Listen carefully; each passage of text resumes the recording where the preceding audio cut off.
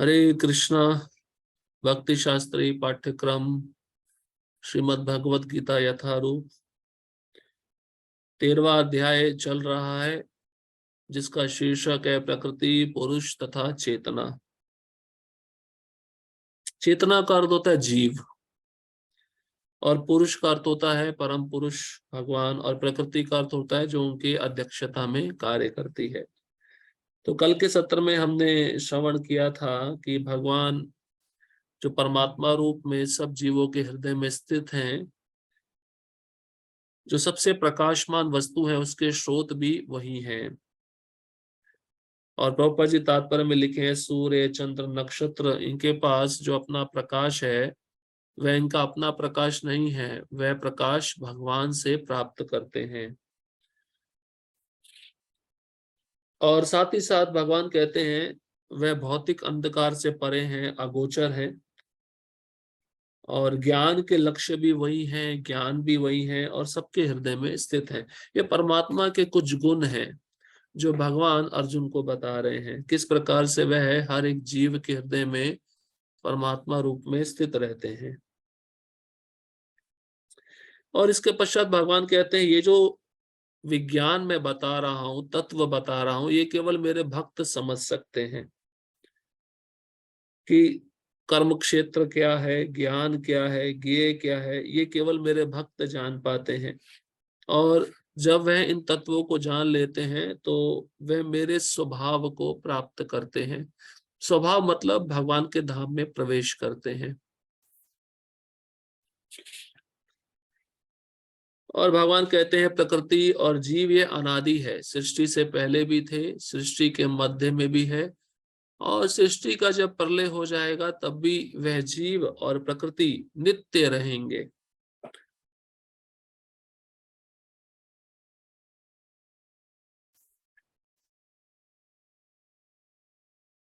तो प्रकृति का कारण क्या है? इस भौतिक प्रकृति में ये जो परिणाम होते हैं, ये इन परिणामों का हेतु कही जाती है। और जीव जो कर्म के अनुसार सुख दुख कर्म करता है, उसके सुख दुख का फल उसको प्राप्त होता है।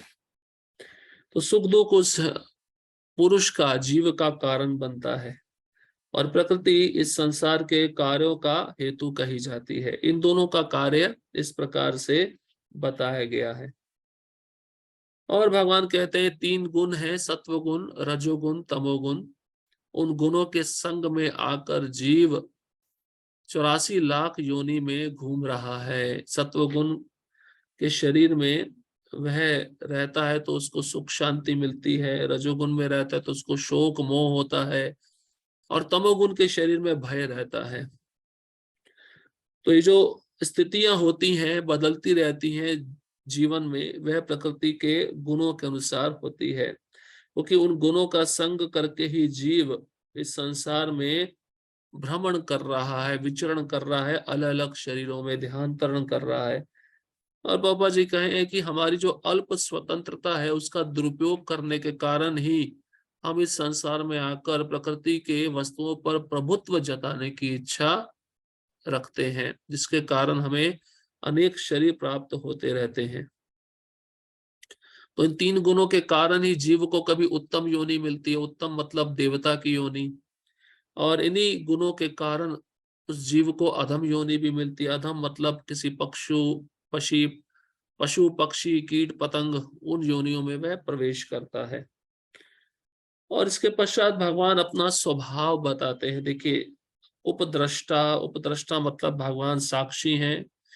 अनुमंता, अनुमंता मतलब अनुमति देने वाले हैं। भर्ता मतलब स्वामी है। भोक्ता मतलब परम भोक्ता है, और परम ईश्वर, और वही परमात्मा है। इस तरह से भगवान हर एक जीव का पालन पोषण करते हैं और जीवों के कर्मों के साक्षी भी हैं। और जो व्यक्ति प्रकृति, जीव तथा प्रकृति के गुणों की अंतः क्रिया के संबंध को जान लेता है, उसे मुक्ति प्राप्त हो जाती है। उसका भगवान के धाम जाना सुनिश्चित हो जाता है, उसका पुनर्जन्म नहीं होता। जो संबंध ज्ञान हमने पहले चर्चा किया था, जीव, प्रकृति और ईश्वर, इन तीनों के बीच में जो संबंध है, उसको संबंध ज्ञान कहते हैं, उसको समझ लेना। और फिर भगवान की आज्ञा के अनुसार या भगवान के प्रिय शुद्ध भक्त गुरु की आज्ञा के अनुसार कार्य करना, इसका अर्थ है कि उस भक्त का पुनः जन्म नहीं होता, उसकी मुक्ति सुनिश्चित है। और उसके पश्चात भगवान ने फिर अन्य विधियां बताई। कुछ निष्काम कर्मयोगी हैं, कुछ अष्टांग योगी हैं, और कुछ दार्शनिक हैं जो भगवान को परमात्मा रूप में देखना चाहते हैं। ये भी देख पाते हैं, लेकिन इनको बहुत लंबा समय बिताना पड़ता है, क्योंकि ये जो मार्ग है ये इतना आसान नहीं है। लेकिन भगवान अगले श्लोक में बताते हैं, श्रुत्वा अन्येभ्य उपासते, कुछ लोग हैं जो मेरे बारे में नहीं जानते लेकिन मेरे बारे में सुनकर मेरी पूजा करते हैं। श्रुत्वा मतलब सुनकर, सुनकर प्रामाणिक स्तोत्रों से, प्रामाणिक गुरुओं से सुनकर वह जन्म मृत्यु के पथ को पार कर जाते हैं। इसलिए सुनना बहुत महत्वपूर्ण है। और प्रभुपाद जी तात्पर्य में बताए हैं कि पुण्य आत्मा वही है जो भगवान की कथा का श्रवण करता है, और श्रवण के द्वारा ही वह आध्यात्मिक प्रगति करता है। लेकिन श्रवण प्रामाणिक गुरुओं से करना चाहिए, प्रामाणिक गुरु परंपरा में आए हुए आचार्यों से करना चाहिए, तभी वह शुद्ध भक्ति को प्राप्त हो पाता है। तो आज हम श्लोक क्रमांक 27 से प्रारंभ करेंगे। श्लोक क्रमांक 27, यावत् संजायते किंचित सत्वं स्थावर जंगमम क्षेत्र क्षेत्रज्ञ संयोगात् एतत् विद्धि भरतर्षभा। हे भरतवंशियों में श्रेष्ठ, ये जान लो कि चर तथा अचर जो भी तुम्हें अस्तित्व में दिख रहा है वह कर्म क्षेत्र तथा क्षेत्र के ज्ञाता का संयोग मात्र है। तो भगवान अब अर्जुन को कहते हैं, चर मतलब चलने वाले जीव, और अचर मतलब जो चलते नहीं है, एक जगह स्थित रहते हैं। हे अर्जुन, तुम इन दो प्रकार के प्राणियों को देख रहे हो, इसमें शरीर और आत्मा, ये दोनों के संयोग से चर और अचर प्राणी बने हैं। तो देखिए यहाँ पर आपने देखा भी होगा, जैसे हमें शरीर मिला है, शरीर के अंदर आत्मा है जो क्षेत्रज्ञ कहलाता है, इस शरीर को जानने वाला। बिना आत्मा के शरीर नहीं रह सकता। तो इन दोनों के संयोग से ही सृष्टि बनी है, भगवान ऐसा कहना चाहते हैं। तात्पर्य, इस श्लोक में ब्रह्मांड की सृष्टि के भी पूर्व से अस्तित्व में रहने वाली प्रकृति तथा जीव दोनों ही की व्याख्या की गई है। हमने पहले भी सुना, जीव और प्रकृति क्या है, सृष्टि के पहले भी थे, अभी भी है, और सृष्टि के नष्ट होने पर भी रहेंगे। उसी प्रकार से भगवान अर्जुन को कहते हैं, जितने भी जीव तुम देख रहे हो, चर अचर प्राणी, ये शरीर और आत्मा के संयोग से बने हुए हैं। अगर आत्मा इस सृष्टि में नहीं रहेगी तो ये पदार्थ कुछ भी नहीं कर सकता। जिस प्रकार से गाड़ी का ड्राइवर जब गाड़ी में नहीं बैठता है, उसको चलाता नहीं, तब तक गाड़ी अपने आप कुछ भी नहीं कर सकती। जो कुछ भी उत्पन्न किया जाता है वह जीव तथा प्रकृति का संयोग मात्र होता है। वृक्ष, पर्वत आदि ऐसी अनेक अभिव्यक्तियां हैं जो गतिशील नहीं है। इनके साथ ही ऐसी अनेक वस्तुएं हैं जो गतिशील हैं, और ये सब भौतिक प्रकृति तथा परा प्रकृति अर्थात जीव के संयोग मात्र है। तो अपरा प्रकृति और परा प्रकृति, अपरा मतलब हम सब जीव, और परा प्रकृति मतलब दिव्य भगवान का धाम। परा प्रकृति जीव के स्पर्श के बिना कुछ भी उत्पन्न नहीं हो सकता।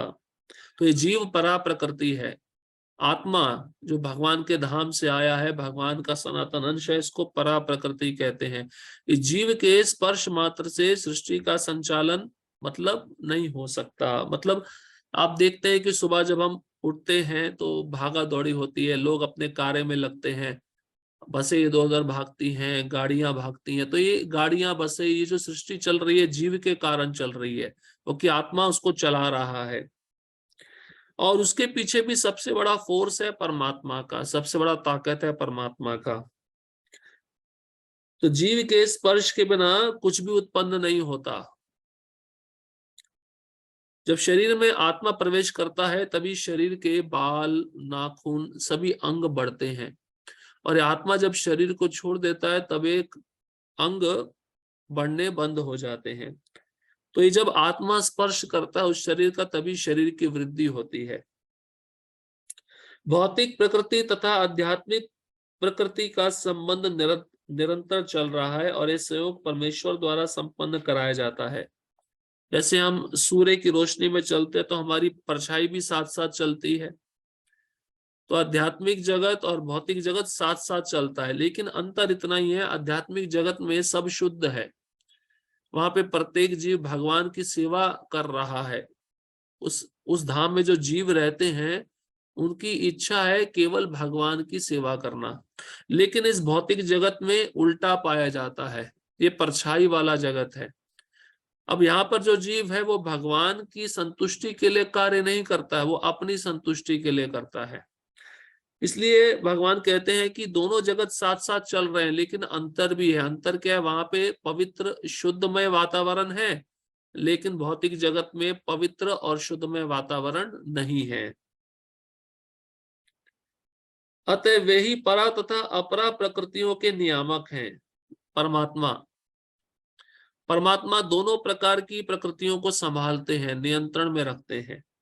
अपरा प्रकृति उनके द्वारा सृष्ट है और परा प्रकृति उस अपरा प्रकृति में रखी जाती है। इस प्रकार सारे कार्य तथा अभिव्यक्तियां घटित होती हैं। तो अपरा प्रकृति ये भौतिक जगत भगवान ने बनाया और परा प्रकृति को भी उस अपरा प्रकृति में रख दिया, तभी यह अपरा प्रकृति कार्य करती है और सारी संरचनाएं, अभिव्यक्तियां घटित होती हैं। तो सारांश रूप में देखा जाए, श्लोक में भगवान कहते हैं कर्म क्षेत्र मतलब ये शरीर और क्षेत्र के ज्ञाता मतलब आत्मा, इन दोनों के संयोग से ही ये सृष्टि, चर अचर जीव चल रहे हैं। अर्जुन, जो जिनको तुम देख रहे हो, जिनको तुम अस्तित्व में देख रहे हो, चाहे चर जीव हो या अचर जीव हो, ये शरीर और आत्मा के संयोग से ही चल रहे हैं। इन दोनों के संयोग के बिना ये सृष्टि नहीं चल सकती। श्लोक क्रमांक 28। समम सर्वेषु भूतेषु तिष्ठन्तं परमेश्वरं विनश्यत् स्वविनश्यन्तं यः पश्यति स पश्यति। जो परमात्मा को इन समस्त शरीरों में आत्मा के साथ देखता है और जो ये समझता है कि इस नश्वर शरीर के भीतर ना तो आत्मा ना ही परमात्मा कभी भी विनष्ट होता है, वही वास्तव में देखता है। अब शरीर में दो क्षेत्रज्ञ है ना, आत्मा और परमात्मा।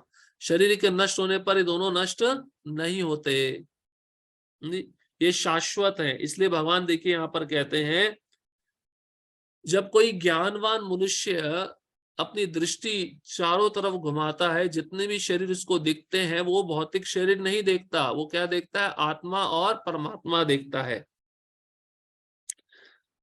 और ये शरीर नष्ट हो जाने पर ना आत्मा नष्ट होता है ना परमात्मा नष्ट होता है। तो भगवान कहते हैं वही वास्तव में देख रहा है, मतलब उसी को सही ज्ञान प्राप्त हुआ है। शरीर और आत्मा में क्या अंतर है? शरीर नाशवान है, आत्मा शाश्वत है। शरीर में परिवर्तन होता है, आत्मा में परिवर्तन नहीं होता।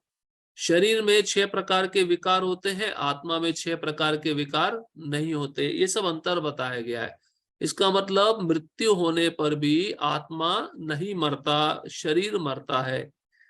तो जब आत्मा नहीं मरता तो ये आत्मा जो सनातन भगवान कृष्ण का अंश है, तो भगवान परमात्मा के रूप में कैसे मर सकते हैं? वो संभव ही नहीं।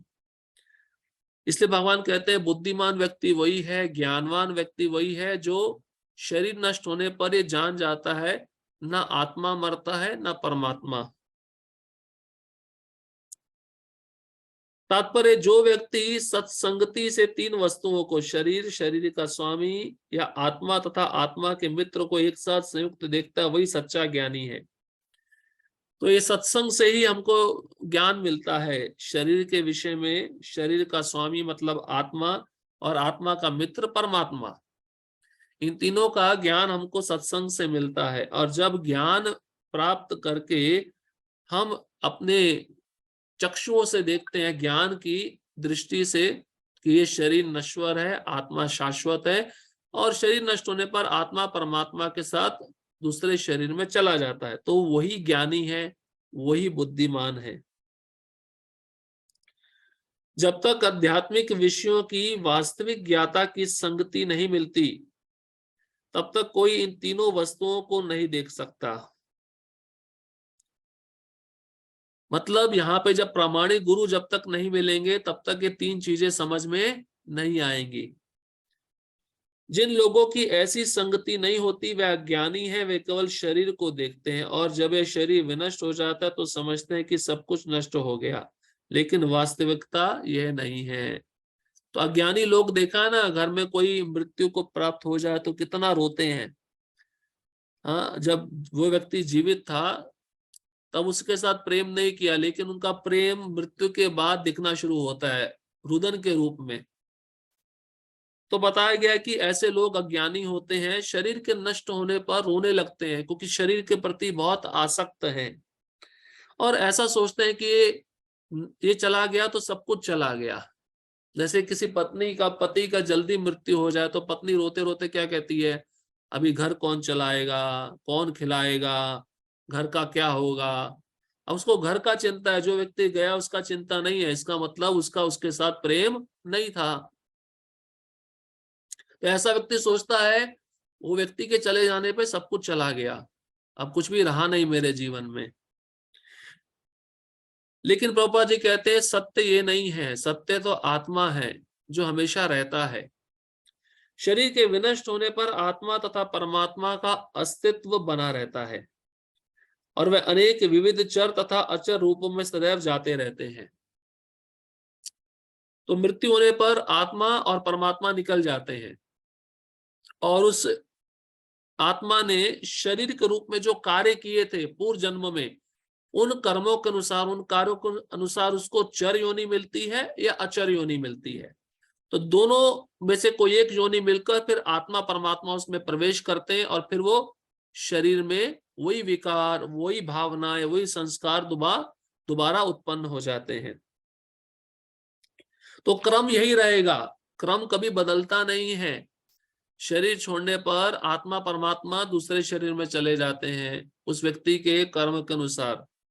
कभी कभी संस्कृत शब्द परमेश्वर का अनुवाद जीवात्मा के रूप में किया जाता है, क्योंकि आत्मा ही शरीर का स्वामी है। तो हमने पहले भी चर्चा किया था, कभी कभार परमेश्वर को आत्मा भी कहते हैं। संस्कृत के कुछ शब्द ऐसे हैं, जैसे मन इंद्रियां भी हैं, बुद्धि भी इंद्रियां हैं, लेकिन यहां पर बताते हैं परमेश्वर को आत्मा कहा जाता है। क्यों? क्योंकि वह शरीर का ज्ञाता है और शरीर का स्वामी भी आत्मा ही है, इसलिए उसको परमेश्वर कहा गया है यहाँ पर। और शरीर के विनाश होने पर वह अन्यत्र देहांतरण कर जाता है, इस तरह वह स्वामी है। लेकिन कुछ लोग इस परमेश्वर शब्द का अर्थ परमात्मा लेते हैं। प्रत्येक दशा में परमात्मा तथा आत्मा दोनों रह जाते हैं, वह विनष्ट नहीं होते। जो इस प्रकार देख सकता है वही वास्तव में देख सकता है कि क्या घटित हो रहा है। इसलिए भगवान अर्जुन को कहते हैं शोक मत करो, इस संसार में जो जन्म लिया है उसकी मृत्यु निश्चित है, ध्रुव है, और जिसकी मृत्यु ध्रुव है उसका जन्म भी ध्रुव है, निश्चित है। तो ये प्रकृति अपने क्रिया अनुसार ये कार्य करती रहती है, इसमें शोक करने का कोई प्रश्न नहीं होता। इसलिए वास्तविक व्यक्ति, ज्ञानी व्यक्ति, बुद्धिमान व्यक्ति यह जानता है कि आत्मा और परमात्मा नष्ट नहीं होते, शरीर नष्ट होता है। वो जीव अभी भी है लेकिन दूसरे शरीर में है, उसको हम नहीं जान सकते, समझ नहीं सकते। तो बुद्धिमान व्यक्ति कभी भी इस मोह से विचलित नहीं होता। विद्या विनय संपन्ने ब्राह्मणे कवि हस्तनी शुनि चैव शपाके चा पंडिता समदर्शना। भगवान देखिए उसी श्लोक को दूसरे रूपांतरण में बता के समझा रहे हैं। पंडित व्यक्ति कौन है? जो भौतिक शरीर नहीं देखता, आध्यात्मिक आत्मा देखता है, और आत्मा के साथ साथ किसको देखता है? परमात्मा को भी देखता है। तो वो बुद्धिमान व्यक्ति है। इसलिए शोक, मोह, भय ये तुरंत नष्ट हो जाएगा जब हम आत्मा और परमात्मा दोनों को देखते हैं और इस भौतिक शरीर को नहीं देखते, क्योंकि हम शरीर नहीं, हम आत्मा है। लेकिन अनादिकाल से शरीर का संग लेने के कारण 84 लाख योनि में जो प्रकृति जन्य शरीर मिल रहा है 3 गुणों के कारण, वो शरीर ले लेकर हमारी आसक्ति इतनी गहन हो गई है कि हम अपने को देहात्म बुद्धि में ही सोचते हैं। लेकिन जब व्यक्ति मर जाता है फिर उसको हम अपने घर में क्यों नहीं रखते, तब हमें साक्षात्कार क्यों नहीं होने लगता?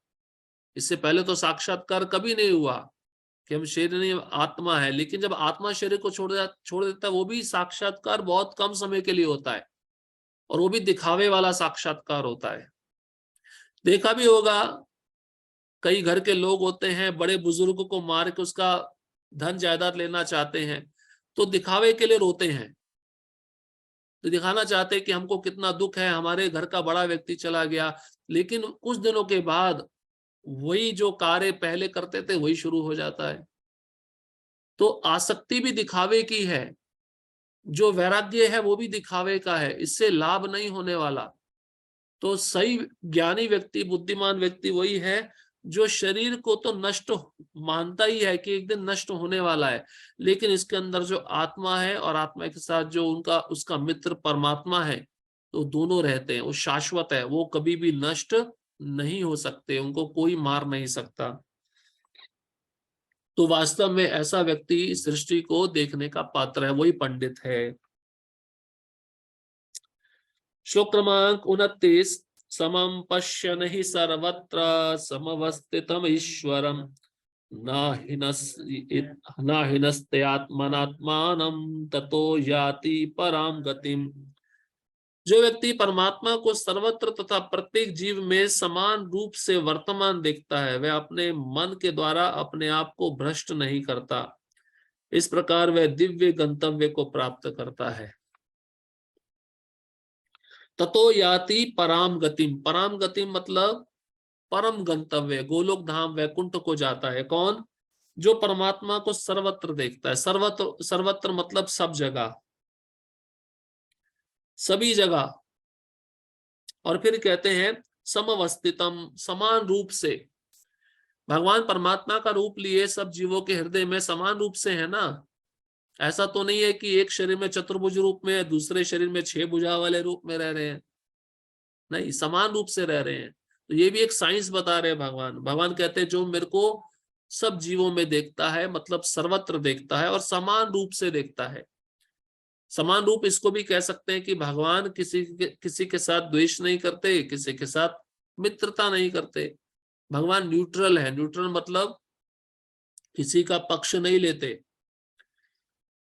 तो जब ऐसी दृष्टि उस भक्त की हो जाती है, जब वह परमात्मा को सब जगह देखता है और समान रूप से देखता है, तो वह अपने मन को भ्रष्ट नहीं करता, मतलब उसका मन विचलित नहीं होता। और इसी को जानकर वह व्यक्ति परम गंतव्य को प्राप्त करता है। परम गंतव्य मतलब भगवान का वैकुंठ धाम। तात्पर्य, जीव अपना भौतिक अस्तित्व स्वीकार करने के कारण अपने आध्यात्मिक अस्तित्व से पृथक स्थित हो गया है। हाँ, भौतिक शरीर मिल गया तो भगवान के धाम में जो उसका दास भाव का सेवा था उसको भूल गया, क्योंकि अभी किसी और उपाधि से परिचित कर रहा है ना अपने को।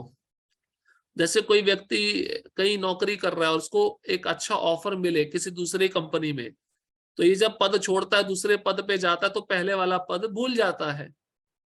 हम भगवान के अंश हैं, भगवान के दास है, भगवान के धाम से आए हैं। उस समय तो हमारी स्थिति दास की थी, सेवक की थी। लेकिन जैसे इस जगत में आए हम उस दासत्व को भूल गए, क्योंकि शरीर से हमने अपनी पहचान बना ली।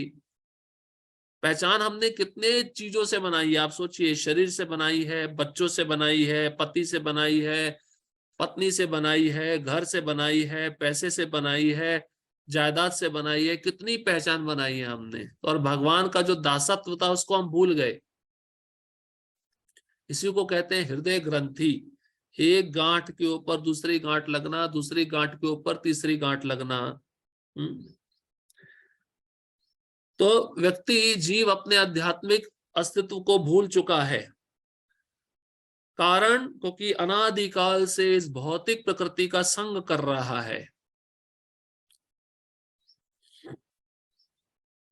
किंतु यदि वह ये समझता है कि परमेश्वर अपने परमात्मा स्वरूप में सर्वत्र स्थित है, अर्थात यदि वह भगवान की उपस्थिति प्रत्येक वस्तु में देखता तो वह विघटनकारी मानसिकता से अपने आप को नीचे नहीं गिराता, और इसलिए वह क्रमशः वैकुंठ लोक की ओर बढ़ता जाता है।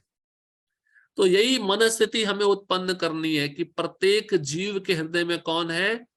आत्मा भी है और परमात्मा भी है, दोनों है। खाली आत्मा नहीं है।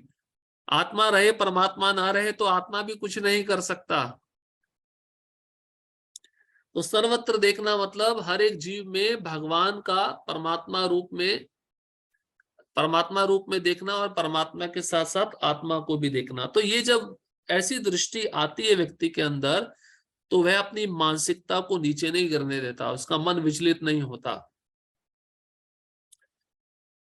इस संसार में पाप क्यों होता है? इसी कारण से होता है ना कि मुझे कोई देख नहीं रहा, मैं स्वतंत्र हूं और मैं जो कुछ भी चाहूं मैं कर सकता हूं। ये जो मानसिकताएं हैं, ये जो भावनाएं हैं, यही व्यक्ति को उस पाप करने पर बाध्य करती हैं। लेकिन जब व्यक्ति समझ जाए कि मेरे को देखने वाला कोई है, और जब मैं कोई बुरा कार्य करूंगा तो मुझे दंड मिलेगा, जब व्यक्ति के अंदर ये विचार आएगा तो वह पाप करने से पहले सोचेगा कि मैं करूं या ना करूं। तो इस प्रकार से वह अपनी मनस्थिति को संभाल सकता है, और मनस्थिति को संभाल कर भगवान के विषय में चिंतन कर कर उसको, उस मनस्थिति को उन्नत बना सकता है। जैसे पहले भी बताया कि मन ये भगवान की बहिरंगा शक्ति से बना है, और भगवान ने गीता में कहा भी है, इंद्रियों में मैं मन हूं। तो मन को हम स्वयं से कंट्रोल नहीं कर सकते, हम अपनी जादुई शक्ति से नियंत्रण में नहीं ला सकते। हम किसकी कृपा से नियंत्रण में ला सकते हैं? वैष्णव गुरु और भगवान की कृपा से, अन्यथा ये मन नियंत्रित नहीं होने वाला। इसलिए मन का उपयोग सही तरीके से होना चाहिए। जैसे चाकू है, चाकू से कोई चोर किसी को मार सकता है, लेकिन वही चाकू से डॉक्टर ऑपरेशन करके उस मरीज को ठीक भी कर सकता है। तो उसी मन को अगर हम कृष्ण की सेवा में लगा देंगे, ये जो मानसिकता है कि हर एक जीव में भगवान को देखना, परमात्मा रूप में, और आत्मा को देखना, ये कैसे आएगी? ये भक्ति में सेवा के द्वारा ही आएगी। जब तक हम भगवान की विशुद्ध सेवा नहीं करेंगे, प्रामाणिक आचार्यों के मार्गदर्शन में, तब तक हमें ये भाव प्राप्त होने वाला नहीं है। वो सेवा करके ही हमारा मन शुद्ध होगा, तभी हमारी वैसी दृष्टि बनेगी कि भगवान सर्वत्र विद्यमान है और हमें किसी जीव को हानि या कष्ट नहीं पहुंचाना है। तो जब उसकी ऐसी मनोवृत्ति बनती है तब वो शुद्ध होता है। सामान्यतया मन इंद्र तृप्तिकारी कार्यों में लीन रहता है, लेकिन जब वही मन परमात्मा की ओर उन्मुख होता है तो मनुष्य आध्यात्मिक ज्ञान में आगे बढ़ जाता है। वही मन है, पहले भौतिक था, हमको विचलित करता था, विषय वासना सताती थी, वह मन हमको पाप कार्यों में प्रवृत्त करता था। अब उसी मन को हमने कृष्ण की सेवा में लगा दिया, ना कोई वासना है, ना कोई पाप करने की वृत्ति है। वो मन केवल कृष्ण की सेवा में निरंतर लगा रहता है और मल रहित हो जाता है, विमल हो जाता है। और जब मन जितना शुद्ध होता जाएगा उतना वह आध्यात्मिक ज्ञान में आगे बढ़ता जाएगा। श्लोक क्रमांक 30, प्रकृत्यैव च कर्माणि क्रियमाणानि सर्वशः यः पश्यति तथात्मानम् अकर्तारं स पश्यति। अब भगवान एक बहुत सुंदर तत्व बताते हैं इस श्लोक में। देखिए क्या कहते हैं। इस श्लोक से भगवान बताना चाहते हैं कि जीव और प्रकृति के प्रति वास्तविक दृष्टा का दृष्टिकोण क्या होना चाहिए, जो ये देखता है कि सारे कार्य शरीर द्वारा संपन्न किए जाते हैं। हम अपने शरीर से कार्य करते हैं ना, खाते हैं, सोते हैं, चलते हैं, हाँ, जिसकी उत्पत्ति प्रकृति से हुई है, ये भी सही है। शरीर की उत्पत्ति कहां से हुई है? प्रकृति के 3 गुणों से।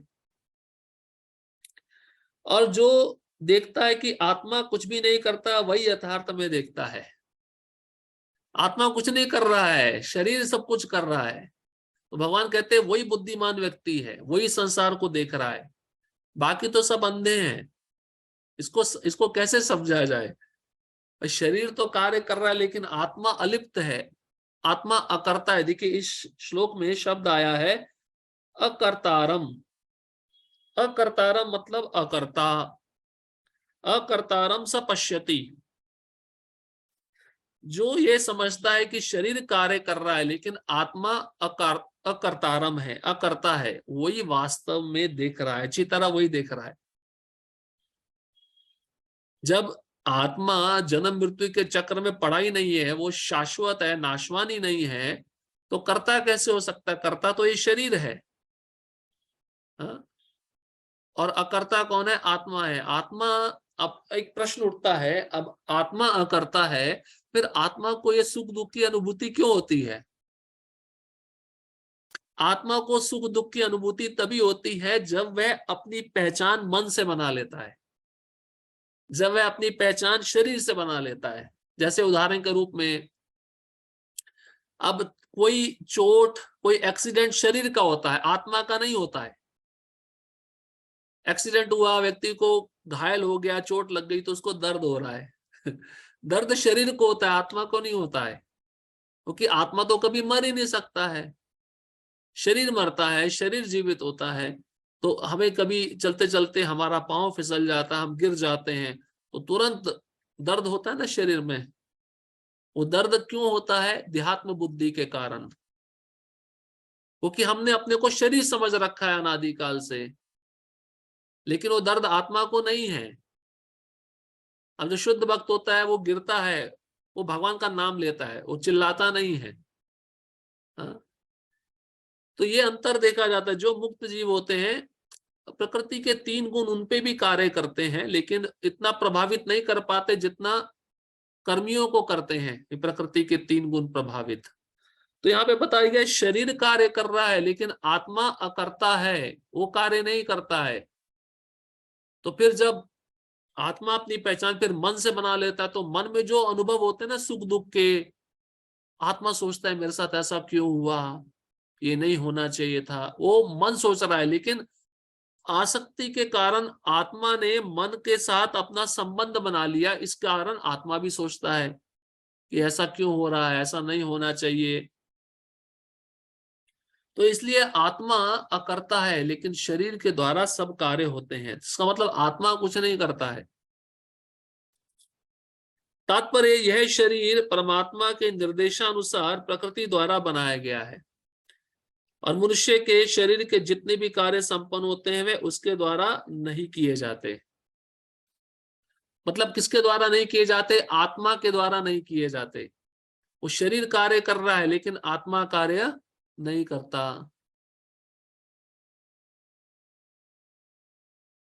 मनुष्य जो भी करता है, चाहे सुख के लिए करे या दुख के लिए, वह शारीरिक रचना के कारण उसे करने के लिए बाध्य होता है। ये भी बात सही है। अब मनुष्य शरीर मिला है, कोई अच्छा कर्म करे, बुरा कर्म करे, कर्म के बिना वो रह नहीं सकता है। लेकिन किसके लिए कर रहा है? उसके कुछ पूर्व संस्कार हैं, भावनाएं हैं, उसके द्वारा वह बाध्य होकर वह कर्म कर रहा है। लेकिन शारीरिक रचना के अनुसार जिस गुण में वह व्यक्ति है, वह गुण उसको बाध्य करता है कार्य करने के लिए। बाध्य मतलब फोर्स करता है, जबरदस्ती करता है। इसलिए आप देखिए अर्जुन ने एक प्रश्न पूछा था भगवान को गीता में, ये जो पाप है कोई जीव नहीं करना चाहता, फिर भी ऐसा कुछ शक्ति है जो उससे पाप करवाती है। तो भगवान ने क्या उत्तर दिया? काम एश क्रोध एश रजोगुण समुद्भवा। वो पाप कौन करवाता है? रजोगुण करवाता है। नहीं करना चाहता व्यक्ति, लेकिन वो रजोगुण उससे पाप करवाता है। तो ये गुण के वशीभूत होकर व्यक्ति को कर्म करना पड़ता है, बाध्य होना पड़ता है। और जब वह सुख में कर्म करता है तो उसका अच्छा अनुभव मिलता है, दुख में कर्म करता है तो उसका बुरा अनुभव मिलता है। लेकिन आत्मा कोई कार्य नहीं करता, जो भी कर रहा है शरीर कर रहा है। लेकिन इस शरीर के कार्य करने के कारण आत्मा को भी प्रभावित होना पड़ता है, क्योंकि जैसा कर्म करता है वैसे अगले शरीर में वह जाएगा। लेकिन आत्मा इन शारीरिक कार्यों से विलग रहता है। यह शरीर मनुष्य को पूर्व इच्छाओं के अनुसार प्राप्त होता है। जो पहले हमने इच्छा रखी थी उसको पूरा करने के लिए हमें शरीर दिया गया है। अब इस शरीर में जो हम इच्छा रखेंगे वो शरीर, वो इच्छा पूरा करने के लिए हमें दूसरा शरीर, आगे का शरीर दिया जाएगा।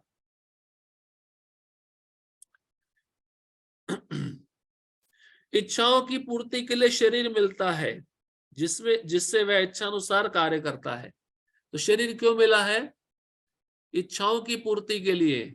अब सावधान रहना चाहिए, इच्छा भौतिक नहीं आध्यात्मिक होगी तो अच्छा है, और भौतिक इच्छा होगी तो फिर 84 लाख योनि में ही घूमते रहना पड़ेगा। एक तरह से शरीर एक यंत्र है, यंत्रारूढ़ानी माया। यंत्र मतलब मशीन। शरीर एक मशीन है। जैसे गाड़ी में पेट्रोल डालते हैं, इस शरीर में हम प्रसाद डालते हैं, ठीक है। गाड़ी के 4 पहिए, हमारे 2 हाथ हैं, 2 पांव हैं। गाड़ी की 2 लाइटें होती हैं, हमारी 2 आंखें हैं। ये यंत्र है, ये यंत्र चल रहा है, जिसे परमेश्वर ने इच्छाओं की पूर्ति के लिए निर्मित किया है। और ये इच्छाएं जीव की हैं, भगवान की नहीं है। ये पहले भी हमने समझा था। इसलिए हमें अपनी इच्छा भगवान की ओर मोड़नी चाहिए।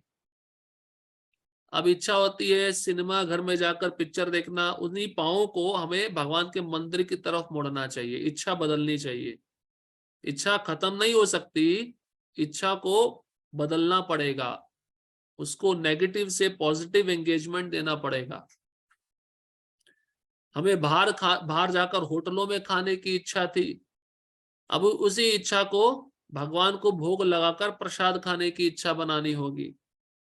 पहले सिनेमा के संगीत सुनने की इच्छा थी, अब महामंत्र सुनने की इच्छा जागृत करनी होगी। तो इच्छा जितनी ज्यादा आध्यात्मिक होती जाएगी, उतना इंद्रियां और मन पवित्र होता है, शुद्ध होता है। और जब मन इंद्रियां पवित्र हो जाते हैं तो फिर अगला जन्म नहीं मिलेगा। इच्छाओं के कारण ही मनुष्य दुख भोगता है या सुख पाता है। जब जीव में यह दिव्य दृष्टि उत्पन्न हो जाती है तो वह शारीरिक कार्यों से पृथक हो जाता है। जिसमें ऐसी दृष्टि आ जाती है वही वास्तविक दृष्टा है। असली देखने वाला कौन है? जो ये देखता है शरीर कार्य कर रहा है लेकिन आत्मा कार्य नहीं करता, आत्मा अकर्ता है। श्लोक क्रमांक 31। यदा भूत पृथक भावम एकस्था मनुपश्यति तत एव च विस्तारम ब्रह्म संपद्यते तदा।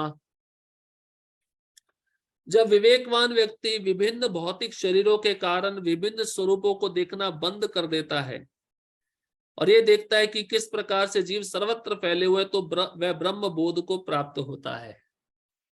पुनः भगवान उसकी आवृत्ति कर रहे हैं। देखिए पुनः वही शब्द आया है। विवेकवान मतलब बुद्धिमान मनुष्य, विवेक कहते बुद्धि।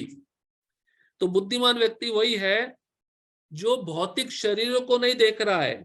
बहुत सारे भौतिक शरीर है ना, विभिन्न 84 लाख योनियां हैं, उन्हीं को भौतिक शरीर कहते हैं। तो विभिन्न भौतिक शरीरों को ना देखते हुए, मतलब बाहर का रूप नहीं देख रहा है, बाहर का स्वरूप नहीं देख रहा है। क्या देख रहा है फिर? वो देख रहा है कि सब जगह जीव फैले हुए हैं। जीव मतलब आत्मा। क्योंकि देखिए जीव कहाँ नहीं है? जल में भी जीव है, अग्नि में भी है, हवा में भी है, सब जगह है। ऐसा कोई स्थान नहीं जहां पे जीव नहीं है। तो विवेकवान व्यक्ति बाहर के शरीर को ना देखते हुए, भौतिक शरीरों को ना देखते हुए आध्यात्मिक स्फुल्लिंग देखता है। ये देखता है कि हर जगह जीव है जो कभी नष्ट नहीं होने वाले, तो वह ब्रह्म बोध को प्राप्त होता है। ब्रह्म बोध मतलब आत्म साक्षात्कार को प्राप्त होता है। वो समझ जाता है कि मैं कौन हूं, मेरा भगवान से क्या संबंध है, और मुझे मनुष्य शरीर प्राप्त करने पर क्या करना चाहिए। तात्पर्य, जब मनुष्य यह देखता है कि विभिन्न जीवों के शरीर उस जीव की विभिन्न इच्छाओं के कारण उत्पन्न हुए हैं और वह आत्मा से किसी तरह संबंध नहीं है, तो वह वास्तव में देखता है। बाहर का शरीर देखना और ये शरीर इच्छाओं के कारण मिला है और इन इच्छाओं का आत्मा से कुछ भी लेना देना नहीं है, तो जिसकी दृष्टि ऐसी है वही वास्तव में देख रहा है। मतलब उसको आत्म साक्षात्कार का स्तर प्राप्त हो गया है। ब्रह्मभूत प्रसन्नात्मा, यहाँ पे आया ब्रह्मबोध और ब्रह्मभूत, ये दोनों एक ही शब्द है। ब्रह्मभूत मतलब जो आत्मा और परमात्मा को देखता है, भौतिक शरीर को नहीं देखता। हम जितना भौतिक शरीर को देखेंगे उतना ही हमारे अंदर ईर्ष्या, काम, इच्छाएं बैठी रहेंगी। और जितना हम आध्यात्मिक शरीर को देखेंगे, आत्मा को देखेंगे कि इस जीव आत्मा के अंदर एक आत्मा है और उसके साथ में परमात्मा भी है, तब हमारी ये भौतिक इच्छाएं, काम, क्रोध, लोभ, ईर्ष्या, द्वेष, तब ये नष्ट होगा। देहात्म बुद्धि के कारण हम किसी को देवता, किसी को मनुष्य, कुत्ता, बिल्ली आदि के रूप में देखते हैं। तभी तो हम क्या करते हैं, आपने अनुभव किया होगा, कुत्ता आता है हमारे घर में, हम उसको पत्थर मारते हैं, पत्थर मार के भगाते हैं। ये क्या है, देहात्म बुद्धि है, क्योंकि हम उसमें आत्मा और परमात्मा को नहीं देख रहे, उसके शरीर को देख रहे हैं। सही है ना?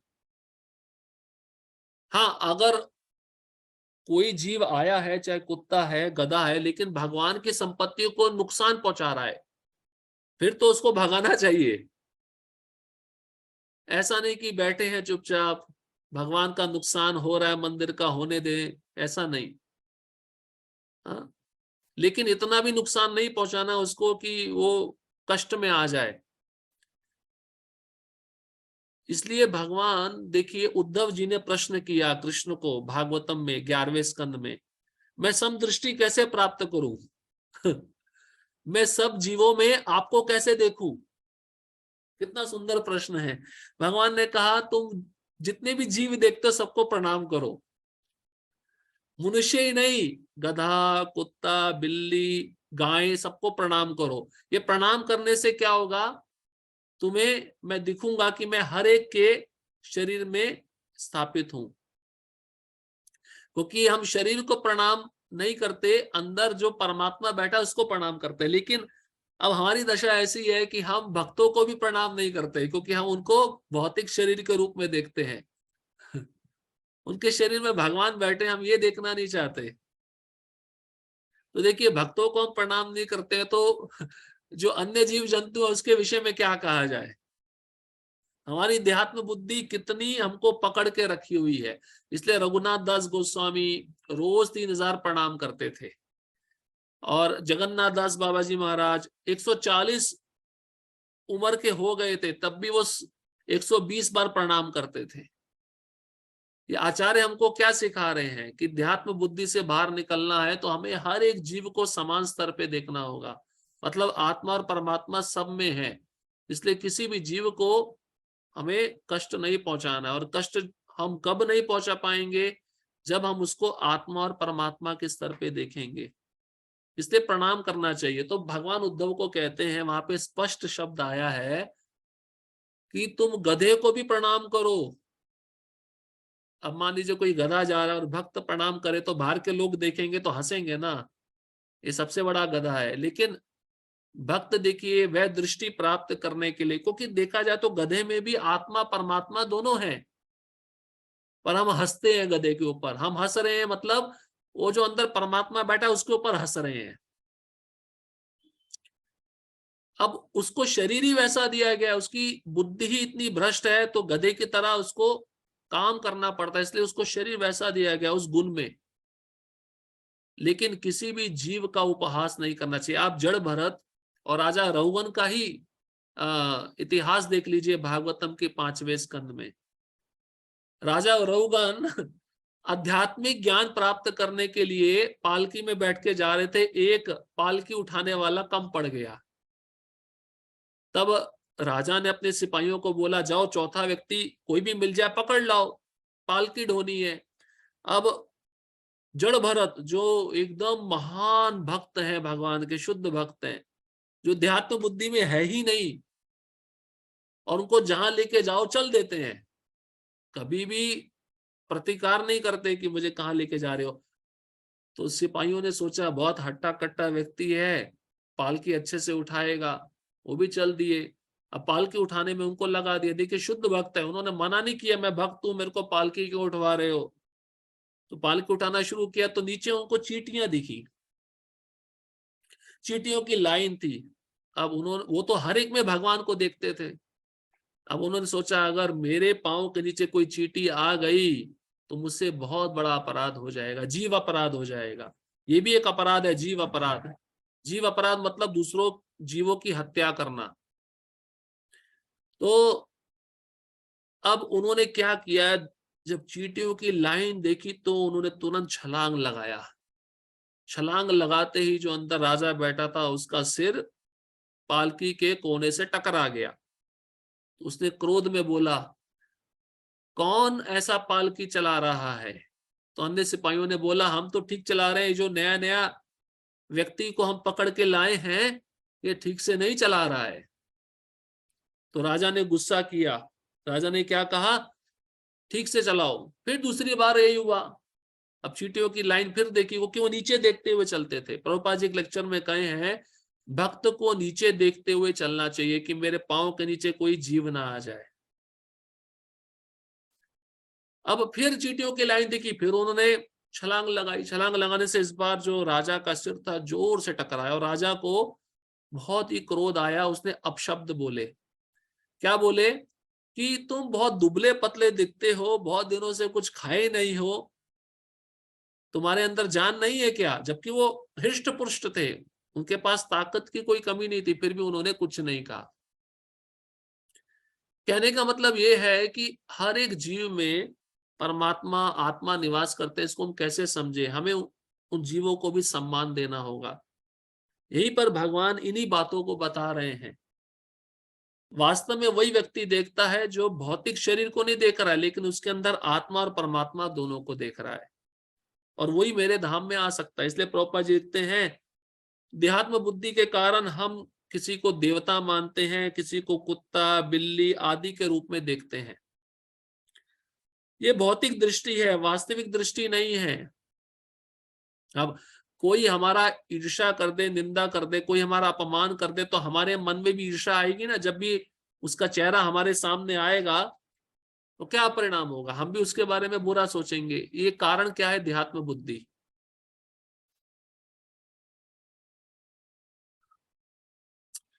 देहात्म बुद्धि से मुक्त होने के लिए एक जगह प्रभुपाद जी लिखे हैं कि बड़ा कठिन है देहात्म बुद्धि से मुक्त होना। जो अपने शत्रु को भी, जब उसका किसी व्यक्ति का शत्रु उसके घर में आए, उस शत्रु का अतिथि रूप में, मित्र रूप में स्वागत करना,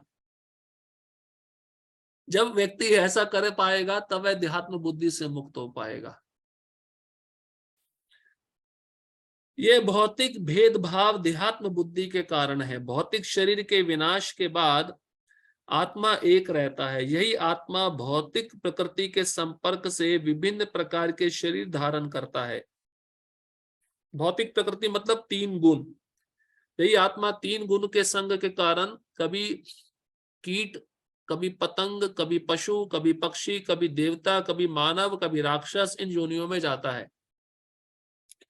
तो उसे आध्यात्मिक दृष्टि प्राप्त होती है। जब कोई इसे देख पाता है तो उसे आध्यात्मिक दृष्टि प्राप्त होती है। इस प्रकार जो मनुष्य पशु ऊंच नीच आदि के भेदभाव से मुक्त हो जाता है, उसकी चेतना शुद्ध हो जाती है और वह अपने आध्यात्मिक स्वरूप में कृष्ण भावनामृत विकसित करने में समर्थ होता है। तब वह वस्तुओं को जिस रूप में देखता है उसे अगले श्लोक में बताया गया है। इसलिए आप देखिए प्रभुपाद जी की कितनी समदृष्टि थी। प्रभुपाद जी ने ऐसा नहीं सोचा कि जो बहुत धनवान व्यक्ति है उसी को प्रचार किया जाए, जो बहुत गरीब है उसको प्रचार ना किया जाए।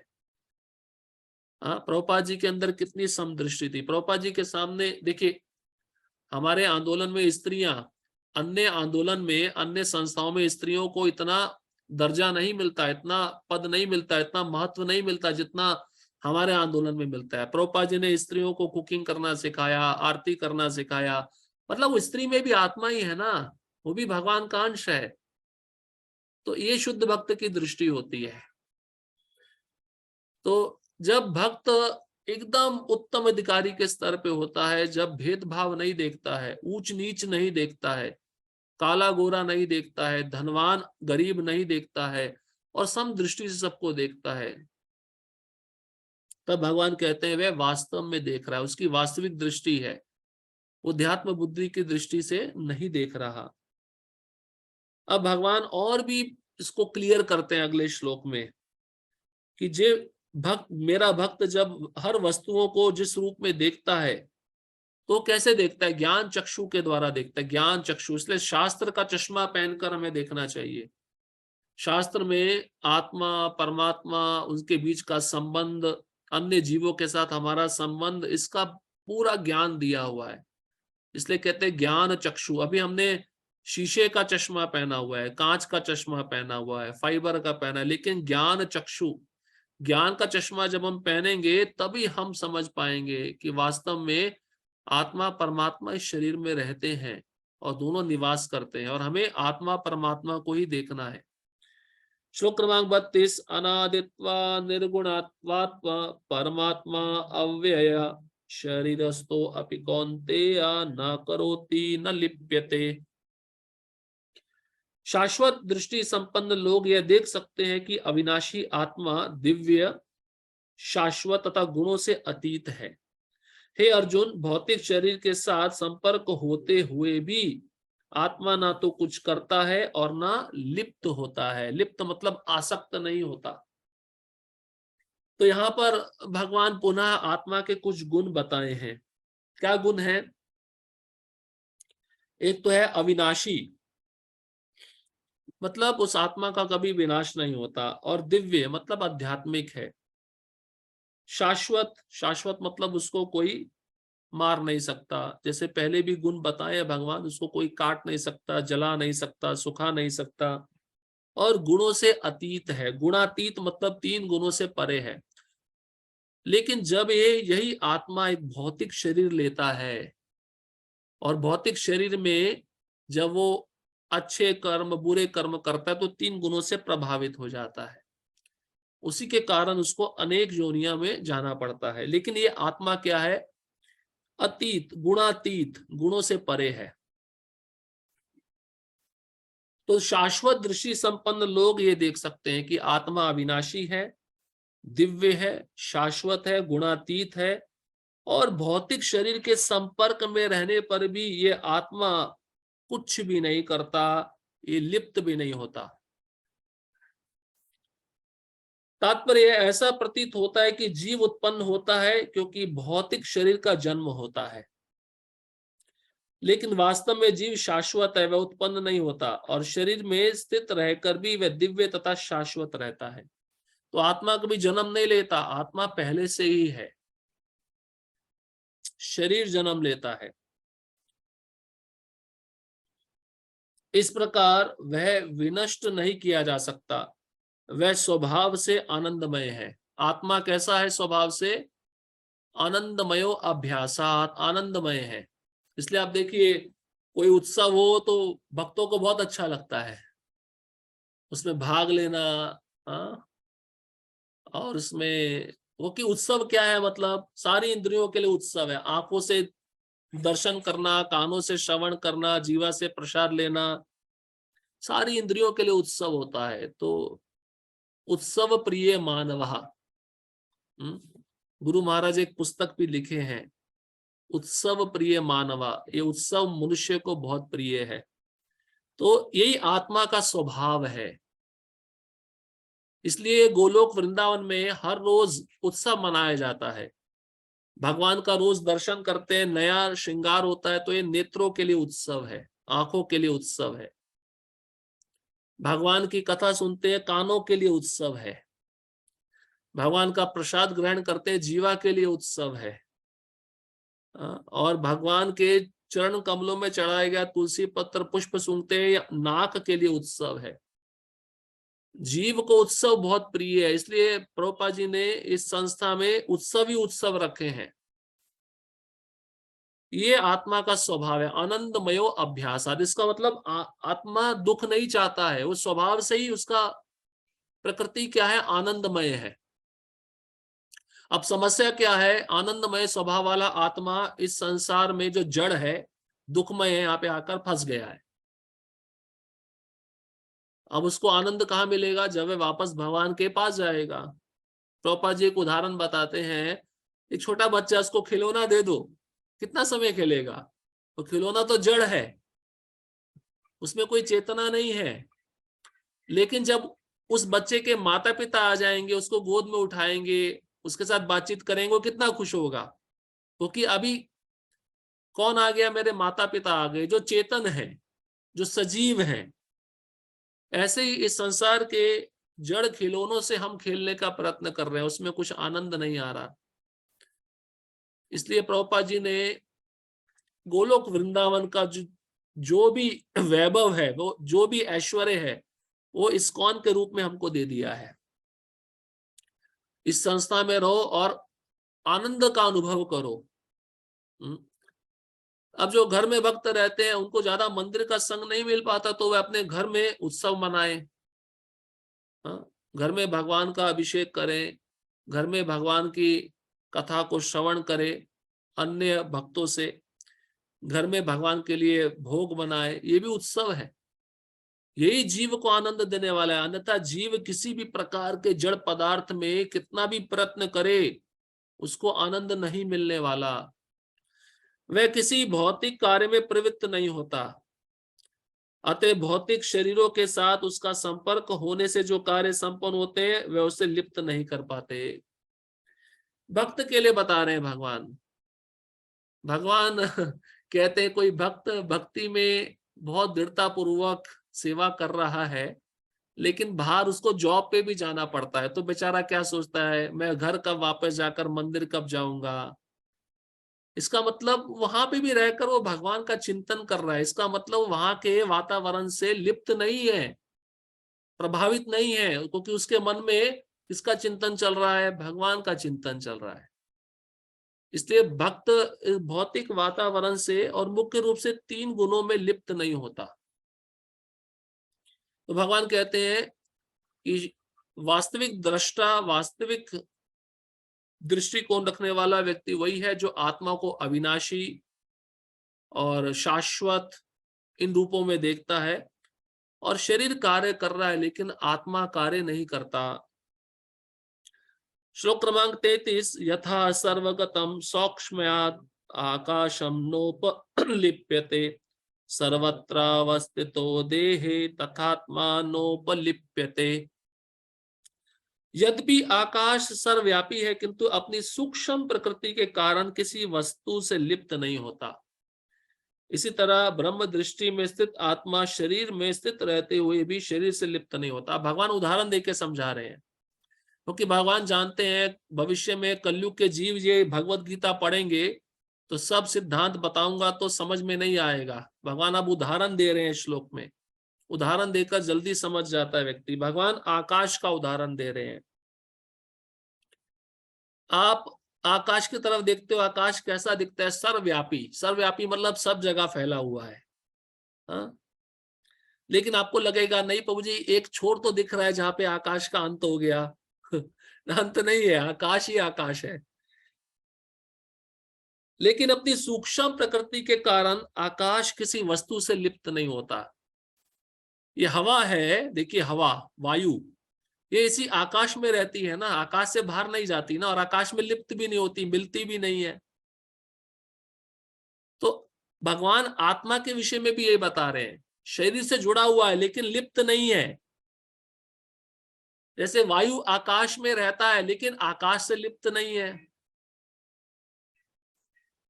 अब तात्पर्य में देखिए प्रभुपाद जी एक और उदाहरण दिए, ये क्लियर हो जाएगा। तात्पर्य देखिए, वायु जल, कीचड़, मल तथा अन्य वस्तुओं में प्रवेश करती है,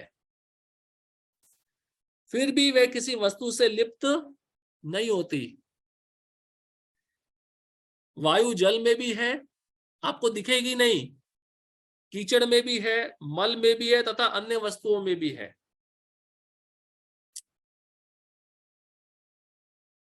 एक और उदाहरण प्रभुपाद जी तात्पर्य में देते हैं। वायु क्या करती है, एक सुगंधित पुष्प का जो सुगंध होता है वो लेकर हमारे नाक तक आती है, और जब वह वायु हमारे नासिका तक आती है तब हम सूंघ लेते हैं, ये पुष्प का सुगंध कितना अच्छा है। लेकिन वायु उस सुगंध के साथ लिप्त नहीं है। इसी प्रकार से जीव विभिन्न प्रकार के शरीरों में स्थित होकर भी अपनी सूक्ष्म प्रकृति के कारण उनसे पृथक बना रहता है। ये आत्मा शरीर में है, सभी शरीरों में है, लेकिन उसका एक पृथक सत्ता है। पृथक मतलब अलग सत्ता है, क्योंकि मृत्यु के बाद वह आत्मा शरीर छोड़ देता है, लिप्त नहीं है। अतः इन भौतिक आंखों से देख पाना असंभव है कि जीव किस प्रकार इस शरीर के संपर्क में है और शरीर के विनष्ट हो जाने पर वह उससे कैसे विलग हो जाता है। कोई भी विज्ञानी इसे निश्चित नहीं कर सकता। आत्मा की सूक्ष्म प्रकृति क्या है, उस शरीर में कैसे रह रहा है, और जब शरीर छोड़ता तो कैसे निकल जाता है, ये आज तक कोई जान नहीं पाया। ये सूक्ष्म प्रकृति है और लिप्त नहीं है, शरीर के साथ आसक्त नहीं है।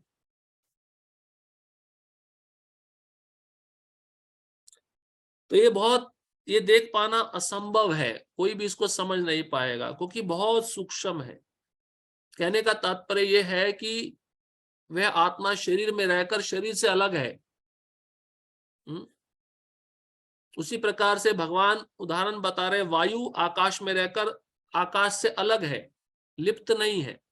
और पापा जी कहे हैं कि जल वायु सब जगह रहती है, जल में, कीचड़ में, मल में, अन्य वस्तुओं में, लेकिन उनके साथ लिप्तता नहीं बनाती, आसक्त नहीं होती। हमारे शरीर में भी वायु है, जिसको कहते हैं प्राण वायु, उदान, अपान, व्यान, समान। ये वायु के द्वारा ही शरीर चल रहा है, लेकिन जैसे ही शरीर से आत्मा निकलेगा, ये प्राण वायु भी निकल जाएगा। तो मतलब भगवान बताना चाहते हैं, जो भक्त होता है उसका ब्रह्म दृष्टि कैसा होता है, वो सब जगह आत्मा को ही देखता है, आत्मा के साथ परमात्मा को देखता है, वो भौतिक शरीर को नहीं देखता। श्लोक क्रमांक 34, यथा प्रकाशयत्येकः कृष्णं लोकं मिमं रवि क्षेत्रम क्षेत्री तथा कृष्णम प्रकाशयति भारत। हे भरत पुत्र, जिस प्रकार सूर्य अकेले सारे ब्रह्मांड को प्रकाशित करता है, उसी प्रकार शरीर के भीतर स्थित एक आत्मा सारे शरीर को चेतना से प्रकाशित करता है। भगवान ने देखिए और स्पष्ट कर दिया उदाहरण देकर। सूर्य क्या कर रहा है, पूरे ब्रह्मांड को प्रकाशित कर रहा है। एक ही सूर्य है ना, अब 4-5 सूर्य आ जाएंगे तो क्या होगा फिर हमारा। उसी प्रकार से एक छोटा सा आत्मा, हमने आत्मा का मेजरमेंट सुना था ना पहले, माप सुना था ना, बाल के अग्रभाग के 10,000वें अंश के बराबर ये आत्मा है, और ये आत्मा पूरे शरीर में चेतना दे रहा है। आप सोचिए, विचार करिए, हम सोच भी नहीं सकते, विचार भी नहीं कर सकते, कल्पना भी नहीं कर सकते। वही आत्मा हाथी के शरीर में है, वही आत्मा चींटी के शरीर में, और वही आत्मा ब्रह्मा जी के शरीर में भी है। इतना सूक्ष्म आत्मा पूरे शरीर को चेतना प्रदान करता है। वो शरीर तभी चल रहा है, खा रहा है, पी रहा है, उसी आत्मा के कारण, चेतना के कारण। चेतना मतलब कॉन्शियसनेस। तात्पर्य, चेतना के संबंध में अनेक मत है। यहाँ पर भगवत गीता में सूर्य तथा धूप का उदाहरण दिया गया है। तो चेतना क्या है, धूप, और सूर्य क्या है, आत्मा। जिस प्रकार सूर्य एक स्थान पर स्थित रहकर ब्रह्मांड को आलोकित करता है, उसी तरह आत्मा रूप सूक्ष्म कण शरीर के हृदय में स्थित रहकर चेतना द्वारा सारे शरीर को आलोकित करता है। इस प्रकार चेतना ही आत्मा का प्रमाण है। जिस तरह धूप या प्रकाश सूर्य की उपस्थिति का प्रमाण होता है। तो जब धूप दिखती है, किरणें दिखती है, तो क्या पता चलता है, सूर्य आ गया। शरीर मरा हुआ है, जीवित है, कैसे पहचानेंगे, जब उसमें आत्मा है। उसी आत्मा के कारण शरीर बढ़ता है, घटता है, कृशकाय हो जाता है। ये आत्मा का ही कारण बताया गया है। जब शरीर में आत्मा वर्तमान रहता है तो सारे शरीर में चेतना रहती है, किंतु ज्यों ही शरीर से आत्मा चला जाता है त्यों ही चेतना लुप्त हो जाती है। सोते समय भी चेतना लुप्त हो जाती है, हमें ध्यान नहीं रहता है। चार चार प्रकार का अवस्था बताया गया है, जागृत, स्वप्न, सुषुप्ति, समाधि। जागृत मतलब अभी हम जागे हुए हैं ना, इसको कहते हैं जागृत। स्वप्न मतलब जब सो जाते हैं तो सपना आता है। और सुषुप्ति कहते हैं गाढ़ निद्रा, तमोगुनी निद्रा, जिसमें कोई सपना नहीं आता। और समाधि मतलब भक्त सो भी रहा है, लेकिन ना वो जागृत अवस्था में है, ना वो स्वप्नवत अवस्था में है, ना वो सुषुप्ति अवस्था में, वो समाधि में है। समाधि मतलब या तो वो कृष्ण के साथ अपने संबंध को जानता है, या कृष्ण से संबंधित स्वप्न देखता है, या सोते समय भी कृष्ण की सेवा और कैसे अच्छे से की जाए उसका विचार करता है, उसको कहते हैं समाधि। तो भक्त इन तीनों चीजों से परे होता है।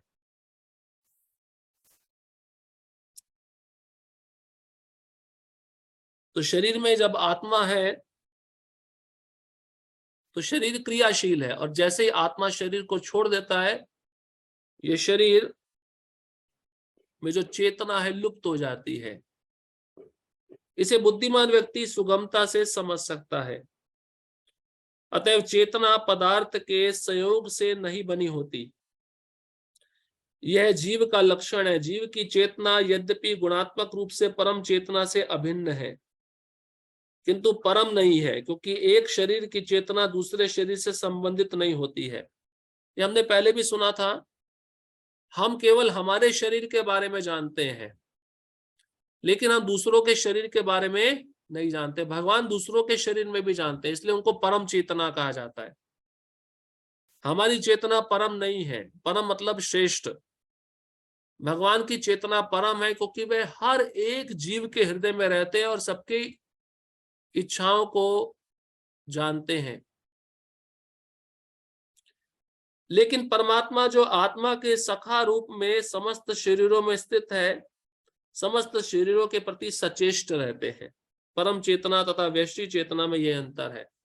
परम चेतना मतलब परमात्मा की चेतना, और वैश्विक चेतना मतलब जीव की चेतना। इसमें अंतर है। जीव केवल अपनी चेतना के विषय में जानता है, लेकिन परमात्मा सभी चेतनाओं के विषय में जानते हैं।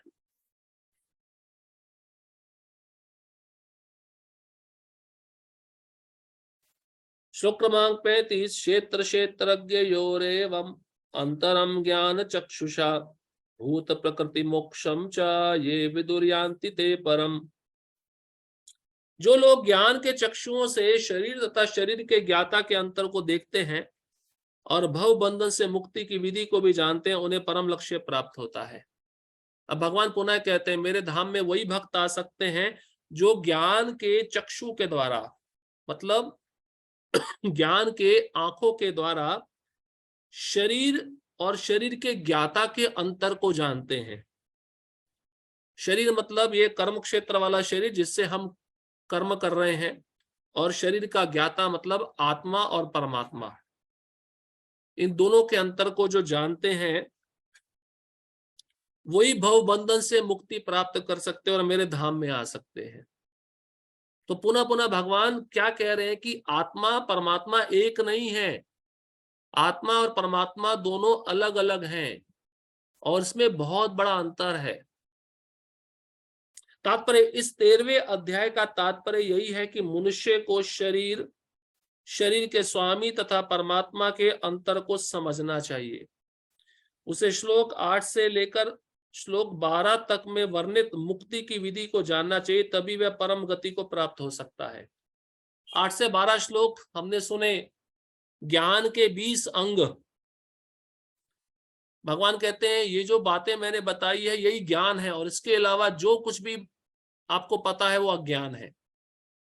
उसमें व्यक्ति को अहिंसक होना चाहिए, विनम्र होना चाहिए, घर पुत्र संपत्ति के प्रति आसक्त नहीं होना चाहिए, जन्म मृत्यु जरा व्याधि के जो कष्ट हैं इसको जानना चाहिए। ये सब ज्ञान है।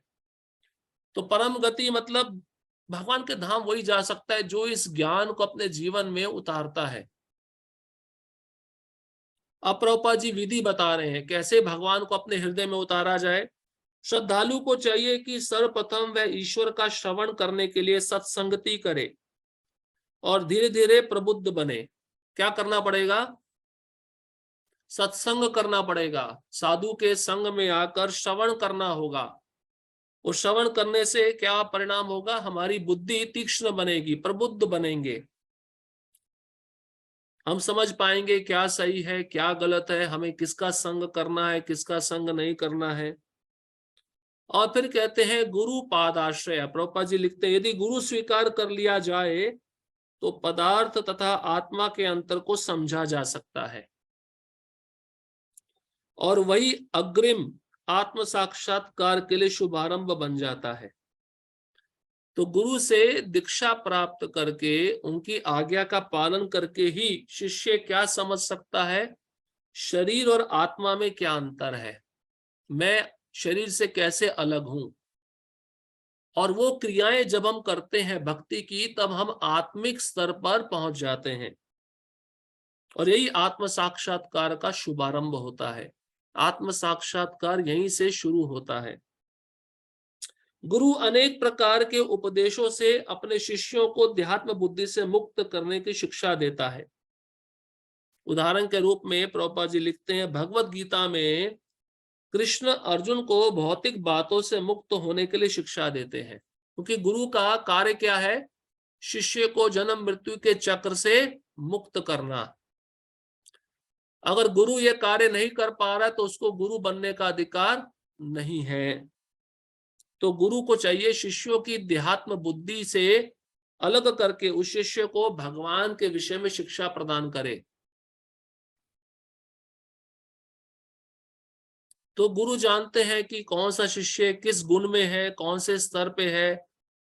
तो गुरु क्या करते हैं? उन शिष्यों को उनके गुण के अनुसार वैसी सेवा देकर उनको ऊपर उठाते हैं, उनको अध्यात्म बुद्धि से मुक्त करते हैं। मनुष्य यह तो समझ सकता है कि यह शरीर पदार्थ है और उसे 24 तत्वों से विश्लेषित किया जा सकता है। शरीर स्थूल अभिव्यक्ति है और मन तथा मनोवैज्ञानिक प्रभाव सूक्ष्म अभिव्यक्ति है। तो दो प्रकार के शरीर है, स्थूल शरीर और सूक्ष्म शरीर। स्थूल शरीर जो दिखता है और सूक्ष्म शरीर जो नहीं दिखता, मन बुद्धि अहंकार का बना होता है। जीवन के लक्षण इन्हीं तत्वों की अंतःक्रिया विकार है, किंतु इनसे भी ऊपर आत्मा है और परमात्मा है।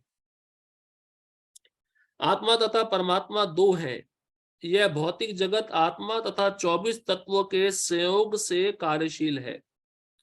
जो संपूर्ण भौतिक जगत की इस रचना को आत्मा तथा तत्वों के संयोग से हुई मानता है और परमात्मा की स्थिति को भी देखता, वही वैकुंठ लोक जाने का अधिकारी बन पाता है। ये बातें चिंतन तथा साक्षात्कार की हैं। मनुष्य को चाहिए कि गुरु की सहायता से इस अध्याय को भली भांति समझ ले। तो शिष्य अगर ये समझ लेता है गुरु के सानिध्य में कि ये 24 तत्वों से बना संपूर्ण भौतिक जगत और इसमें आत्मा परमात्मा की स्थिति दोनों दिव्य है, तो प्रभुपाद जी कहते हैं वही वैकुंठ धाम जाने का अधिकारी बन पाता है। और ये कैसे होगा? जब एक प्रामाणिक गुरु की सहायता से हम श्रवण करेंगे, तभी हम इन तत्वों को समझ पाएंगे। तो इस प्रकार से ये 13वां अध्याय यहाँ पर समाप्त होता है। अध्याय क्रमांक 14, प्रकृति के 3 गुण। अब सत्व गुण, रजोगुण, तमोगुण के विषय में भगवान बताएंगे कि जीवात्मा कौन कौन से कार्य किन किन गुणों में करता है। शरीर भी छोड़ता है तो 3 गुणों में छोड़ता है, तपस्या करता है तो 3 गुणों में करता है। ये सब बातें अब भगवान बताने जा रहे हैं, क्योंकि इन 3 गुणों का ही प्रभाव इस संसार के प्रत्येक जीव पे है। तो इस अध्याय में लगभग 27 श्लोक हैं। पहले 13 श्लोक, श्लोक क्रमांक 1 से लेकर 13 श्लोक तक भौतिक गुणों द्वारा आत्मा का बंधन बताया गया है। ये गुण आत्मा को कैसे बांधते हैं,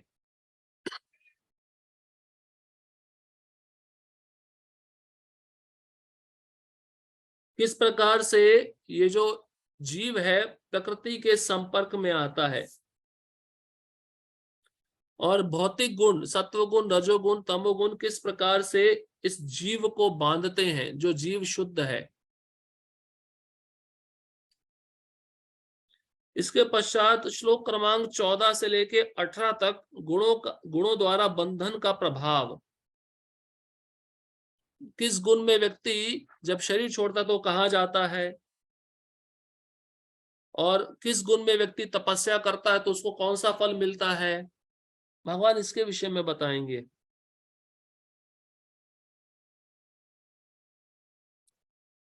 और 19वें श्लोक से लेकर 27वें श्लोक तक गुणातीत कैसे बना जाए, इन गुणों को कैसे पार किया जाए।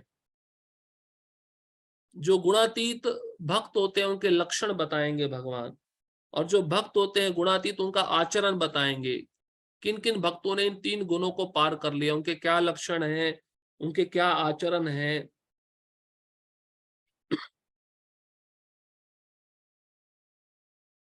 और शुद्ध भक्ति के द्वारा ही इन 3 गुणों को पार किया जा सकता है।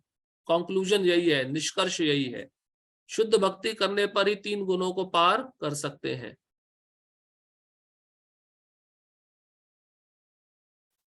अध्याय 14 प्रकृति के 3 गुण। श्लोक क्रमांक 1 श्री भगवान उवाच परम भूय प्रवक्ष्यामि ज्ञानानां ज्ञानमुत्तमम् यज्ञात्वा मुनिः सर्वे पराम सिद्धिं मितो गतः। भगवान ने कहा, अब मैं तुमसे समस्त ज्ञानों में सर्वश्रेष्ठ इस परम ज्ञान को पुनः कहूंगा, जिसे जान लेने पर समस्त मुनियों ने परम सिद्धि प्राप्त की है। तात्पर्य 7वें अध्याय से लेकर 12वें अध्याय तक श्री कृष्ण परम सत्य भगवान के विषय में विस्तार से बताते हैं। अब भगवान स्वयं अर्जुन को और आगे ज्ञान दे रहे हैं। यदि कोई इस अध्याय को दार्शनिक चिंतन द्वारा भली भांति समझ ले तो उसे भक्ति का ज्ञान हो जाएगा। 13वें अध्याय में यह स्पष्ट बताया जा चुका है कि विनय पूर्वक ज्ञान का विकास करते हुए भव बंधन से छूटा जा सकता है। जो 20 गुण बताए थे ज्ञान के लक्षण, वो ज्ञान प्राप्त करने पर व्यक्ति भव बंधन से छूट सकता है। लेकिन उसमें भी एक विशेष गुण था, अनन्य भक्ति कृष्ण के प्रति। जब कोई भक्त अनन्य भक्ति करता है तो ये बाकी 19 गुण तुरंत आ जाते हैं, भव बंधन से वह भक्त बहुत आसानी से छूट जाता है। तो विनय पूर्वक मतलब विनम्रता पूर्वक ज्ञान का विकास करके व्यक्ति 3 गुणों से छूट सकता है, अपने को बचा सकता है। यह भी बताया जा चुका है प्रकृति के गुणों की संगति के फलस्वरूप ही जीव इस भौतिक जगत में बद्ध है। अब इस अध्याय में भगवान स्वयं बताते हैं कि वह प्रकृति के गुण कौन कौन से हैं, वे किस प्रकार क्रिया करते हैं, किस तरह बांधते हैं और किस प्रकार मोक्ष प्रदान करते हैं। इस अध्याय में जिस ज्ञान का प्रकाश किया गया उसे अन्य पूर्ववर्ती अध्यायों में दिए गए ज्ञान से श्रेष्ठ बताया गया है। इस ज्ञान को प्राप्त करके अनेक मुनियों ने सिद्धि प्राप्त की और वे वैकुंठ लोक के भागी हुए। अब भगवान उसी ज्ञान को और अच्छे ढंग से बताने जा रहे हैं। यह ज्ञान अभी तक बताए गए समस्त ज्ञान योग से कई अधिक श्रेष्ठ है और इसे जान लेने पर अनेक लोगों को सिद्धि प्राप्त हुई है। अतः यह आशा की जाती है कि जो भी इस अध्याय को समझेगा उसे सिद्धि प्राप्त होगी। तो देखिए, अब ये बहुत ही महत्वपूर्ण है क्योंकि हमारी हर क्रिया 3 गुणों में ही होती है। जैसे उदाहरण के रूप में अगर हम ध्यान पूर्वक जप कर रहे हैं, बिल्कुल नाम को सुन रहे हैं, एक क्षण के लिए भी हमारा मन नहीं भटक रहा, तो विशुद्ध सत्व वाला गुण है। ठीक है। अब हम बैठे हैं लेकिन मन नहीं लग रहा, बैठे हैं 16 माला कर रहे हैं लेकिन मन नहीं लग रहा, जप कर रहे हैं, वो है सत्व गुण। ठीक है। अब मान लीजिए कोई बैठ नहीं पा रहा है तो चल के जप करेगा तो रजोगुण, और बैठे बैठे सो जाएगा जप करते करते तो तमोगुण। हर एक क्रिया हमारी इन गुणों में हो रही है। तो भगवान उन्हीं गुणों के विषय में बताने जा रहे हैं। जहां तक कि कोई भक्त सेवा भी करता है, जैसे मान लीजिए बर्तन मांजने की सेवा है, भगवान के जो बर्तन होते हैं उसको सफाई करने की सेवा है। अब हम ऐसी चेतना में साफ करें कि ये भगवान के बर्तन हैं, इसको बड़ा प्रेम से साफ करना है, इसको बड़े आराम से रखना है, पोंछना है, तो इसको कहते हैं विशुद्ध सत्व।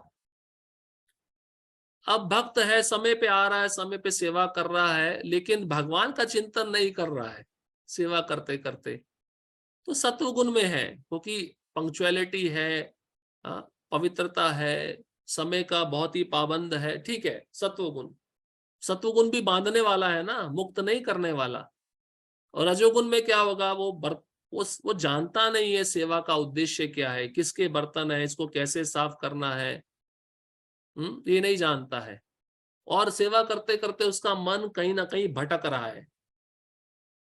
रजोगुण, कुछ भौतिक इच्छाएं आ रही हैं। और तमोगुण में बर्तन कैसे साफ करेगा, जल्दी जल्दी से सफाई करना है, भागना है और पटकना है बर्तनों को, बस इच्छा नहीं है लेकिन करना है, अथॉरिटी ने बोला है, ये तमोगुण।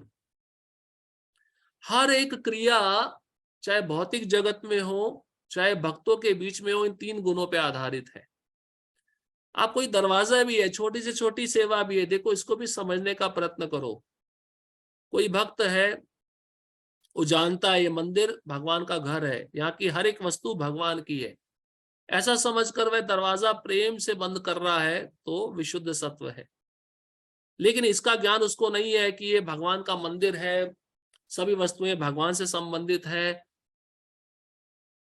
और दरवाजा बंद कैसे कर रहा है, आराम से कर रहा है, आवाज नहीं आ रही, तो सत्व गुण। और जोर से खोला, जोर से बंद किया, रजोगुण। और इतना जोर से बंद किया कि आवाज आई, तमोगुण। हर एक क्रिया इसी में है, और भगवान उन गुणों के विषय में बताने जा रहे हैं। तो ये सब क्रिया जानकर हमें समझ में तो आ जाएगा कि हम कौन से गुण में हैं।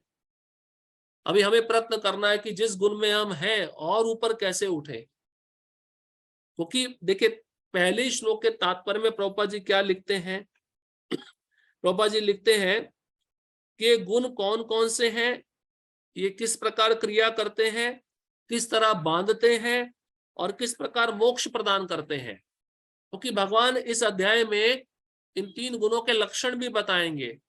सत्वगुण का लक्षण क्या है, रजोगुण का लक्षण क्या है, और तमोगुण का लक्षण क्या है। वो लक्षण से ही हमें समझ में आ जाएगा हम किस गुण में हैं। और ये गुण स्थिर नहीं रहता है, ये गुण में प्रतिस्पर्धा चलती है। कभी तमोगुण रजोगुण सत्वगुण को हरा के ऊपर आ जाता है, कभी रजोगुण सत्वगुण तमोगुण को हरा के ऊपर आ जाता है, कभी सत्वगुण रजोगुण तमोगुण को हरा कर ऊपर आ जाता है। तो इन तीनों गुणों में कंपटीशन चलता है, स्पर्धा चलती है, कौन सबसे ऊपर जाएगा। श्लोक क्रमांक 2, इदम ज्ञानमुपाश्रित्य मम साधर्म्यमागता सर्गे अपि नोपजायन्ते प्रलये न व्यथन्ति च। भगवान ने कहा कि ये तीन गुणों का ज्ञान प्राप्त करके बड़े बड़े ऋषि सिद्धि को प्राप्त किए हैं, मेरे धाम में आए हैं। तो प्रभुपाद जी लिख रहे हैं हम भी ये इस अध्याय को समझेंगे तो हमको भी सिद्धि मिल जाएगी। अनुवाद, इस ज्ञान में स्थिर होकर मनुष्य मेरी जैसी दिव्य प्रकृति स्वभाव को प्राप्त कर सकता है। इस प्रकार स्थित हो जाने पर वह ना तो सृष्टि के समय उत्पन्न होता है और ना प्रलय के समय विचलित होता है।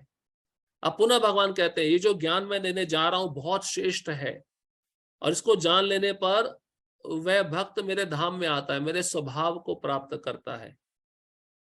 अगर मेरे धाम को प्राप्त नहीं भी कर पाया तो इस सृष्टि को उत्पन्न करते समय वह ऐसा स्थित हो जाता है कि सृष्टि के समय उत्पन्न करते हुए भी वह विचलित नहीं होता है, और जब सृष्टि का प्रलय होता है तब भी वह विचलित नहीं होता है, मतलब उसका मन स्थिर रहता है। तात्पर्य, पूर्ण दिव्य ज्ञान प्राप्त कर लेने के बाद मनुष्य भगवान के गुणात्मक समता प्राप्त कर लेता है और जन्म मरण के चक्र से मुक्त हो जाता है, लेकिन जीवात्मा के रूप में उसका वह स्वरूप समाप्त नहीं होता। वैदिक ग्रंथों से ज्ञात होता है कि जो मुक्त आत्माएं वैकुंठ जगत में पहुंच चुकी हैं वह निरंतर परमेश्वर के चरण कमलों के दर्शन करती हुई उनकी दिव्य प्रेमा भक्ति में लगी रहती हैं। अतः मुक्ति के बाद भी भक्तों का अपना निजी स्वरूप नहीं समाप्त होता।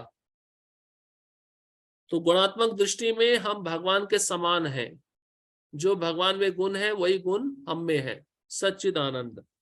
लेकिन मात्रात्मक दृष्टि में हम भगवान के समान नहीं है।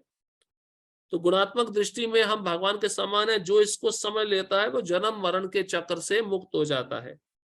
लेकिन मुक्त होने पर भी वह भक्त अपना स्वरूप त्यागता नहीं है, छोड़ता नहीं है। जैसे मायावादी सोचते हैं ना, हम ब्रह्म में लीन हो गए तो हमारा मुक्ति हो गया, लेकिन भक्त ऐसा नहीं सोचता है। भक्त भगवान के धाम जाकर भी भगवान की सेवा करता है, अपने स्वरूप स्थिति में रहता है। तो प्रभुपाद जी कहते हैं, जो मुक्त आत्माएं वैकुंठ जगत में जा चुकी हैं, वो भगवान के चरण कमलों का दर्शन करती हैं और उनकी सेवा करती है और उनके दिव्य प्रेमा भक्ति में लगी रहती हैं। मुक्ति के बाद भी भक्त का अपना निजी स्वरूप समाप्त नहीं होता। निजी स्वरूप मतलब सेवा करने का भाव समाप्त नहीं होता। सामान्यतः इस संसार में हम जो भी ज्ञान प्राप्त करते हुए प्रकृति के 3 गुणों द्वारा दूषित रहता है। जो ज्ञान इन गुणों से दूषित नहीं होता वह दिव्य ज्ञान कहलाता है। तो प्रकृति के 3 गुणों के द्वारा कौन सा ज्ञान दूषित नहीं होता?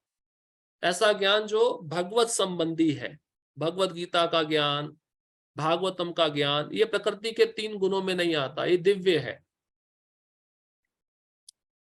इसलिए इसको विशुद्ध सत्व ज्ञान कहते हैं। ये 3 गुणों में दूषित नहीं होता, दिव्य ज्ञान कहलाता है। या गुरु के मुख से निकले हुए वचन, ये सब दिव्य ज्ञान है। जब कोई व्यक्ति इस दिव्य ज्ञान को प्राप्त होता है तो वह परम पुरुष के समकक्ष पद पर पहुंच जाता है। जिन लोगों को चिन्मय आकाश का ज्ञान नहीं है, वे मानते हैं कि भौतिक स्वरूप के कार्यकलापों से मुक्त होने पर यह आध्यात्मिक पहचान बिना किसी विविधता के निराकार हो जाती है। तो मायावादियों का ऐसा सोचना है, जो भगवान के धाम को या भगवान के रूप को स्वीकार नहीं करते और भौतिक स्वरूप के कार्यकलापों से मुक्त होने पर यह आध्यात्मिक पहचान बिना किसी विविधता के निराकार हो जाती है। मतलब मायावादी सोचते हैं भगवान के धाम में कोई आध्यात्मिक विविधता है ही नहीं। अभी आप सोचिए, संसार में कितना विविधता है। विविधता मतलब वैरायटी। खाने में देख लो, कपड़े पहनने में देख लो, वस्तुओं को देखने में देख लो, कितनी विविधता है। तो भगवान के धाम में क्या विविधता नहीं होगी? लेकिन मायावादी कहते हैं वो विविधता नहीं है। इस कारण से वे अपने भौतिक शरीर को त्यागने के पश्चात मुक्ति प्राप्त करना चाहते हैं, ब्रह्म में लीन होना चाहते हैं कि हमें सेवा ना करनी पड़े। लेकिन जिस प्रकार इस संसार में विविधता है, उसी प्रकार आध्यात्मिक जगत में भी है। जो लोग इससे परिचित नहीं है, वे सोचते हैं कि आध्यात्मिक जगत इस भौतिक जगत की विविधता से उल्टा है। तो आध्यात्मिक जगत में कितना वैरायटी है, कितना विविधता। वो तो 3/4 सृष्टि है, ये तो 1/4 है। तो 3/4 में कितने सारे भक्त होंगे, कितना सारा खाने के व्यंजन होंगे, कितने सारे कपड़े होंगे, आप सोचिए।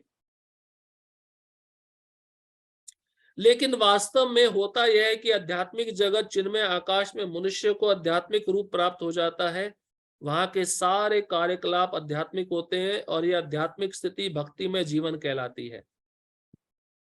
तो आध्यात्मिक जगत में हर भक्त क्या कर रहा है? भगवान की सेवा कर रहा है, भगवान की भक्ति कर रहा है। और रूप कैसा है वहां के भक्तों का? वो भी आध्यात्मिक है। मतलब उसमें ना जन्म है, ना मृत्यु है, ना बुढ़ापा है, ना बीमारी है, कुछ भी नहीं है। यह वातावरण अदूषित होता है और यहाँ पर व्यक्ति गुणों की दृष्टि से परमेश्वर के समकक्ष होता है। मतलब वहां पे 3 गुण प्रवेश नहीं कर सकते। कहाँ? वैकुंठ लोक में। तो भगवान विशुद्ध सत्व में है, तो उनके भक्त भी विशुद्ध सत्व में है। समकक्ष मतलब भगवान के बराबर है गुणों में। जो गुण भगवान का वही गुण भक्तों का है। ऐसा ज्ञान प्राप्त करने के लिए मनुष्य को समस्त आध्यात्मिक गुण उत्पन्न करने होते हैं। मतलब भगवान के धाम जाने के लिए क्या करना होगा? आध्यात्मिक गुण लाने होंगे। जो पिछले अध्याय के 20 अंग बताए हैं ज्ञान के, वो आध्यात्मिक गुण लाने होंगे। जो इस प्रकार से आध्यात्मिक गुण उत्पन्न कर लेता है, वह भौतिक जगत के सृजन या उसके विनाश से प्रभावित नहीं होता। मान लीजिए हम शास्त्र पढ़ रहे हैं, भक्ति कर रहे हैं, और शास्त्र पढ़कर भक्ति करने पर भी हमारे मन में डर बैठा है कि हमें एक दिन शरीर छोड़ना है, तो फिर शास्त्र पढ़ना, भक्ति करने का क्या लाभ हुआ? इसलिए यहाँ पे बताया कि जो भक्त समझ जाता है कि शरीर नाशवान है, एक दिन जाना है, इस शरीर को पूरी तरह भगवान की सेवा में लगा दो, मृत्यु से भयभीत नहीं होता, ऐसा व्यक्ति जन्म के समय भी विचलित नहीं होता और मृत्यु के समय भी विचलित नहीं होता। श्लोक क्रमांक 3, मम योनिर्महद् ब्रह्म तस्मिन् गर्भं ददाम्यहम् संभव सर्वभूतानां ततो भवति भारत। हे भरत पुत्र, ब्रह्म नामक समग्र भौतिक वस्तु जन्म का स्रोत है और मैं इसी ब्रह्म को गर्भस्थ करता हूं, जिससे समस्त जीवों का जन्म संभव होता है।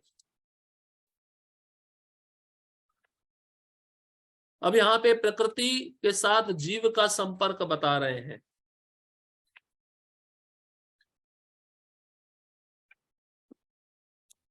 भगवान प्रकृति को गर्भस्थ करते हैं। देखिए, जैसे कोई एक पुरुष स्त्री को गर्भस्थ करता है, लेकिन भगवान भी प्रकृति को गर्भस्थ करके जीवों को जन्म देते हैं। तो यहाँ पे ब्रह्म शब्द आया है। अब यहाँ पे ब्रह्म शब्द को समझना बहुत जरूरी है। ब्रह्म का अर्थ यहाँ पे आत्मा नहीं है। अब यहाँ पे ब्रह्म का शब्द परमात्मा है, परमेश्वर है। भगवान प्रकृति को गर्भस्थ करते हैं और भौतिक वस्तु को, भौतिक जीवों को जन्म देते हैं। उनके स्रोत भगवान ही है, जिनका यहाँ पे उल्लेख ब्रह्म शब्द से हुआ है। तात्पर्य संसार की व्याख्या है, जो कुछ घटित होता है वह क्षेत्र शरीर तथा क्षेत्रज्ञ आत्मा के सहयोग से होता है। प्रकृति और जीव का यह सहयोग स्वयं भगवान द्वारा संभव बनाया जाता है। महतत्व ही समग्र ब्रह्मांड का संपूर्ण कारण है और भौतिक कारण की समग्र वस्तु, जिसमें प्रकृति के तीनों गुण रहते हैं, कभी कभी ब्रह्म कहलाती है। परम पुरुष इसी समग्र वस्तु को गर्भस्थ करते हैं, जिससे असंख्य ब्रह्मांड संभव हो सके हैं। देखिए, यहाँ पर थोड़े बहुत शब्द ऐसे हैं जो आपके सिर के ऊपर से निकल जाएंगे, तो थोड़ा ज्ञान मिश्रित भक्ति भगवान बता रहे हैं ना। तो यहाँ पे बताते हैं क्षेत्र मतलब शरीर और क्षेत्रज्ञ मतलब आत्मा। जब दोनों का सहयोग होता है तभी ये सृष्टि बनती है।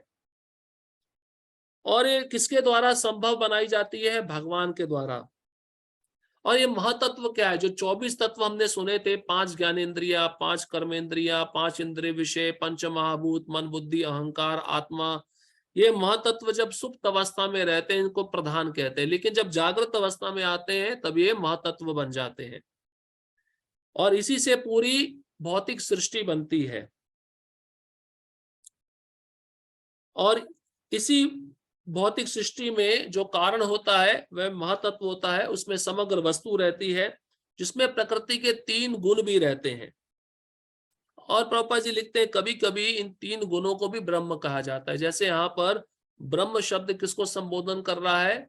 ईश्वर को, परम को। परम मतलब श्रेष्ठ। और इसी परम पुरुष के द्वारा समग्र वस्तु को गर्भस्थ किया जाता है। मतलब महाविष्णु, कारणोदकशाही विष्णु जब प्रकृति पर दृष्टिपात करते हैं तो सारे जीव गर्भस्थ हो जाते हैं प्रकृति के गर्भ में, वो जन्म लेने के लिए तैयार हो जाते हैं। सबसे पहले क्या होता है? जिससे असंख्य ब्रह्मांड संभव हो सके हैं। सबसे पहले ब्रह्मांड प्रकट होते हैं, उन्हीं ब्रह्मांडों में जीव को जन्म दिया जाता है। कुछ ना कुछ आश्रय स्थल तो होना चाहिए ना, रहने के लिए स्थान तो होना चाहिए। बिना रहने के स्थान से जीव को उत्पन्न कर दिया जाए तो वह कहाँ रहेगा? वैदिक साहित्य में मुंडक उपनिषद इस समग्र भौतिक वस्तु को ब्रह्म कहा गया है। तस्मादेतत् ब्रह्म नाम रूप मन्नम च जायते। परम पुरुष उस ब्रह्म को जीवों के बीजों के साथ गर्भस्थ करता है। पृथ्वी, जल, अग्नि, वायु आदि 24 तत्व भौतिक शक्ति है और वे महद ब्रह्म अर्थात भौतिक प्रकृति के अवयव हैं। जैसा कि 7वें अध्याय में बताया जा चुका है कि इससे परे एक अन्य परा प्रकृति जीव होती है। भगवान की इच्छा से परा प्रकृति भौतिक अपरा प्रकृति में मिला दी जाती है, जिसके बाद इस भौतिक प्रकृति से सारे जीव उत्पन्न होते हैं। तो पहले भी हमने सुना है परा प्रकृति अपरा प्रकृति। परा प्रकृति मतलब जीव, और अपरा प्रकृति मतलब ये भौतिक शक्ति। तो ये परा प्रकृति और अपरा प्रकृति को मिला दिया जाता है जिससे जीव उत्पन्न हो सके। अब एक उपमा दी जा रही है, ये आपके प्रश्नावली में भी उपमा आएगी। बिच्छू अपने अंडे धान के ढेर में देती है, और कभी कभी यह कहा जाता है कि बिच्छू धान से उत्पन्न हुई। ऐसा कभी सुना है? बिच्छू अपने अंडे धान में देता है, तो अंडे धान से आए या बिच्छू से आए? बिच्छू से आए। लेकिन मूर्ख लोग क्या सोचते हैं, प्रकृति के पीछे कोई पुरुष नहीं है, इसलिए जीवों को प्रकृति ने जन्म दिया है, पुरुष ने जन्म नहीं दिया। प्रभुपाद जी कहते हैं स्त्री बिना पुरुष के बच्चे को जन्म दे सकती है? नहीं दे सकती। प्रकृति बिना भगवान के जीवों को जन्म नहीं दे सकती। लेकिन धान बिच्छू के जन्म का कारण नहीं, वास्तव में अंडे माता बिच्छू ने दिए थे। इसी प्रकार भौतिक प्रकृति जीवों के जन्म का कारण नहीं होती। हाँ, प्रभुपाद जी इसका दूसरा उदाहरण भी बताते हैं। बकरी के गर्दन पे गलस्तन होते हैं, गलस्तन। हाँ, तो वो जो मालिक होता है सोचता है उसमें से दूध मेरे को मिल जाएगा, उसको क्रिया करने पर वह दूध प्राप्त नहीं होता है। दूध तो जहां पे है वहीं पे प्राप्त होगा ना। तो बहुत सारे लोग ऐसे हैं संसार में जो भगवान को नहीं मानते, प्रकृति को सब कुछ मानते हैं और सोचते हैं प्रकृति सब कुछ कार्य कर रही है। बीज भगवान द्वारा प्रदत्त होता है और वह प्रकृति से उत्पन्न होते प्रतीत होते हैं। इस तरह प्रत्येक जीव को उसके पूर्व कर्मों के अनुसार भिन्न शरीर प्राप्त होता है जो इस भौतिक प्रकृति द्वारा रचित होता है। तो पूर्व जन्म में जो इच्छाएं रह गई थी, प्रकृति जानती है जीव की कौन सी इच्छा है, तो प्रकृति उसको फिर वैसा शरीर देती है, वैसा मॉडल देती है। उस शरीर में जाओ और शरीर में जाकर अपनी इंद्रियों को भोगो, जिसके कारण जीव अपने पूर्व कर्मों के अनुसार सुख या दुख भोगता है। इस शरीर प्रकृति के द्वारा दिया जाता है, लेकिन कारणीभूत कौन है? जीव ही है, क्योंकि उसने इच्छाओं को व्यक्त किया है और उन्हीं इच्छाओं के कारण उसको कभी सुख मिलता है तो कभी दुख मिलता है। इस भौतिक जगत के जीवों की समस्त अभिव्यक्तियों के कारण भगवान है, मतलब इन जीवों को जन्म देने वाले भगवान ही हैं। प्रभुपाद जी कह रहे हैं, लिख रहे हैं, और स्वयं भगवान अब आगे वाले श्लोक में घोषित करेंगे। श्लोक क्रमांक 4, सर्वयोनिषु कौन्तेय मूर्तया संभवन्ति या तासा ब्रह्म महद्योनिर अहम बीज प्रदा पिता। हे कुंती पुत्र, तुम ये समझ लो कि समस्त प्रकार की जीव योनियां इस भौतिक प्रकृति में जन्म द्वारा संभव है और मैं उनका बीज प्रदाता पिता हूं। देखिए, भगवान ने स्पष्ट कह दिया मैं ही पिता हूं। अब इससे बड़ा प्रमाण क्या चाहिए? सारी जीव योनियों को मैं ही जन्म देता हूं। जो कुछ भी देख रहे हो अर्जुन, तुम्हारी दृष्टि जहां तक जा रही है, सबको मैंने जन्म दिया है।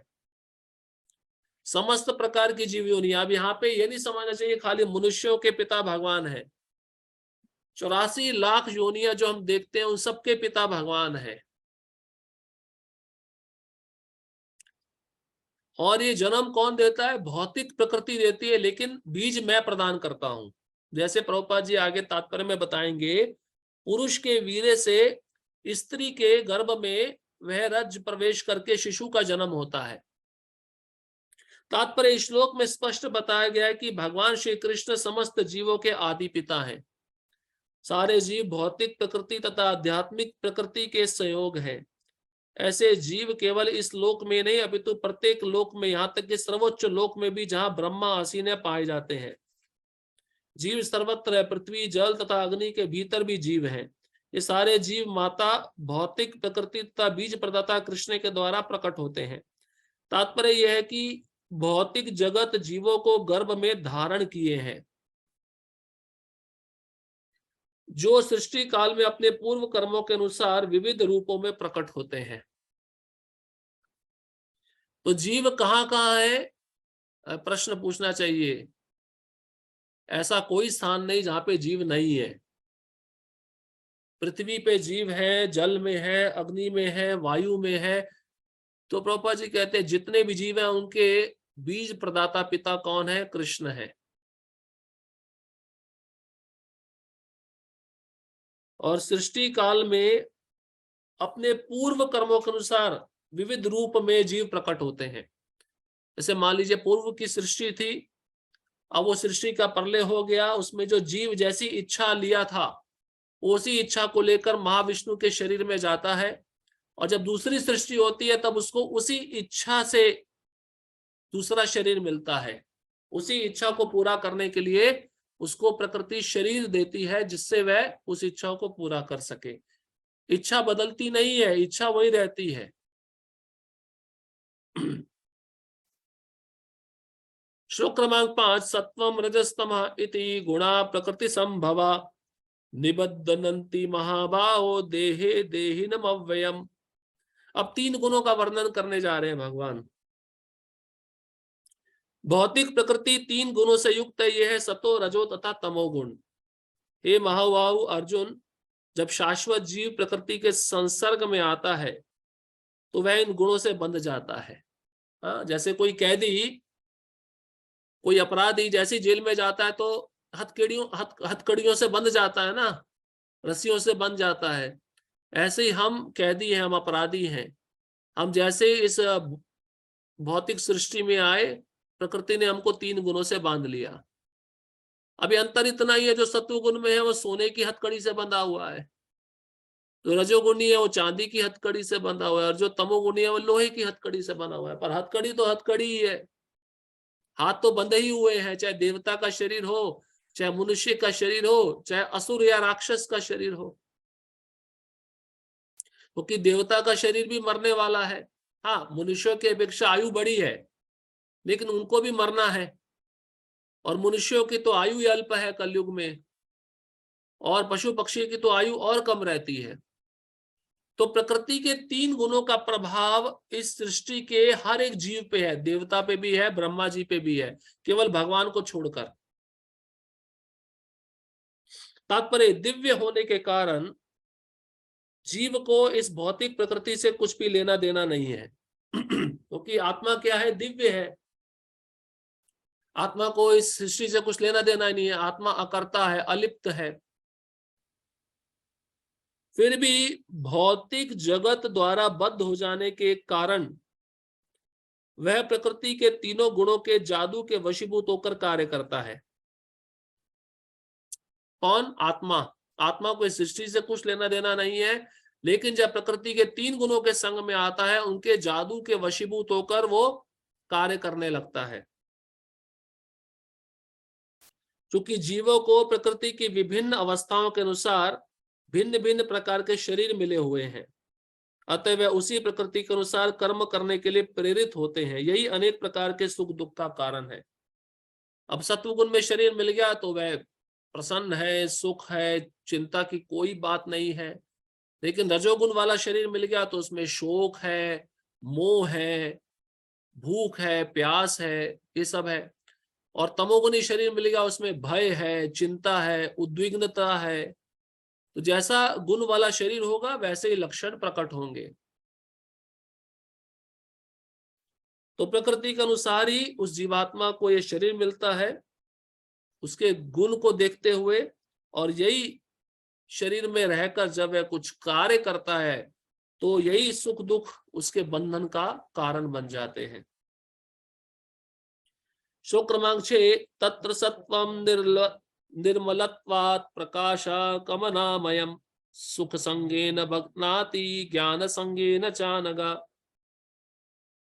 हे निष्पाप, सतोगुण अन्य गुणों की अपेक्षा अधिक शुद्ध होने के कारण प्रकाश प्रदान करने वाला और मनुष्यों को सारे पाप कर्मों से मुक्त करने वाला है। जो लोग इस गुण में स्थित होते हैं वे सुख तथा ज्ञान के भाव से बंध जाते हैं। सत्वगुण का लक्षण बता रहे हैं। सत्वगुण का लक्षण क्या है? सुख और ज्ञान।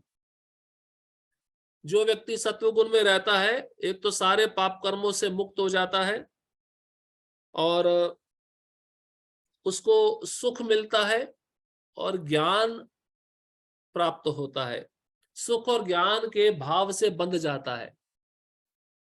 तो ब्राह्मण का शरीर क्या है? सत्वगुणी शरीर है। अब मान लीजिए कोई ब्राह्मण दीक्षा लिया है लेकिन आचरण ब्राह्मण जैसा नहीं है, शूद्रों जैसा है, तो वह शूद्र कहलाएगा, तमोगुणी कहलाएगा। खाली ब्राह्मण बनने से कुछ नहीं होगा, ब्राह्मण के गुण भी अर्जित करने चाहिए। तो ब्राह्मण सत्वगुणी होता है क्योंकि उसको ज्ञान रहता है। ब्राह्मण के 6 गुण है ना, पठन पाठन यजन याजन दान प्रतिग्रह। ब्राह्मण का सबसे पहला गुण क्या होता है? पठन पाठन।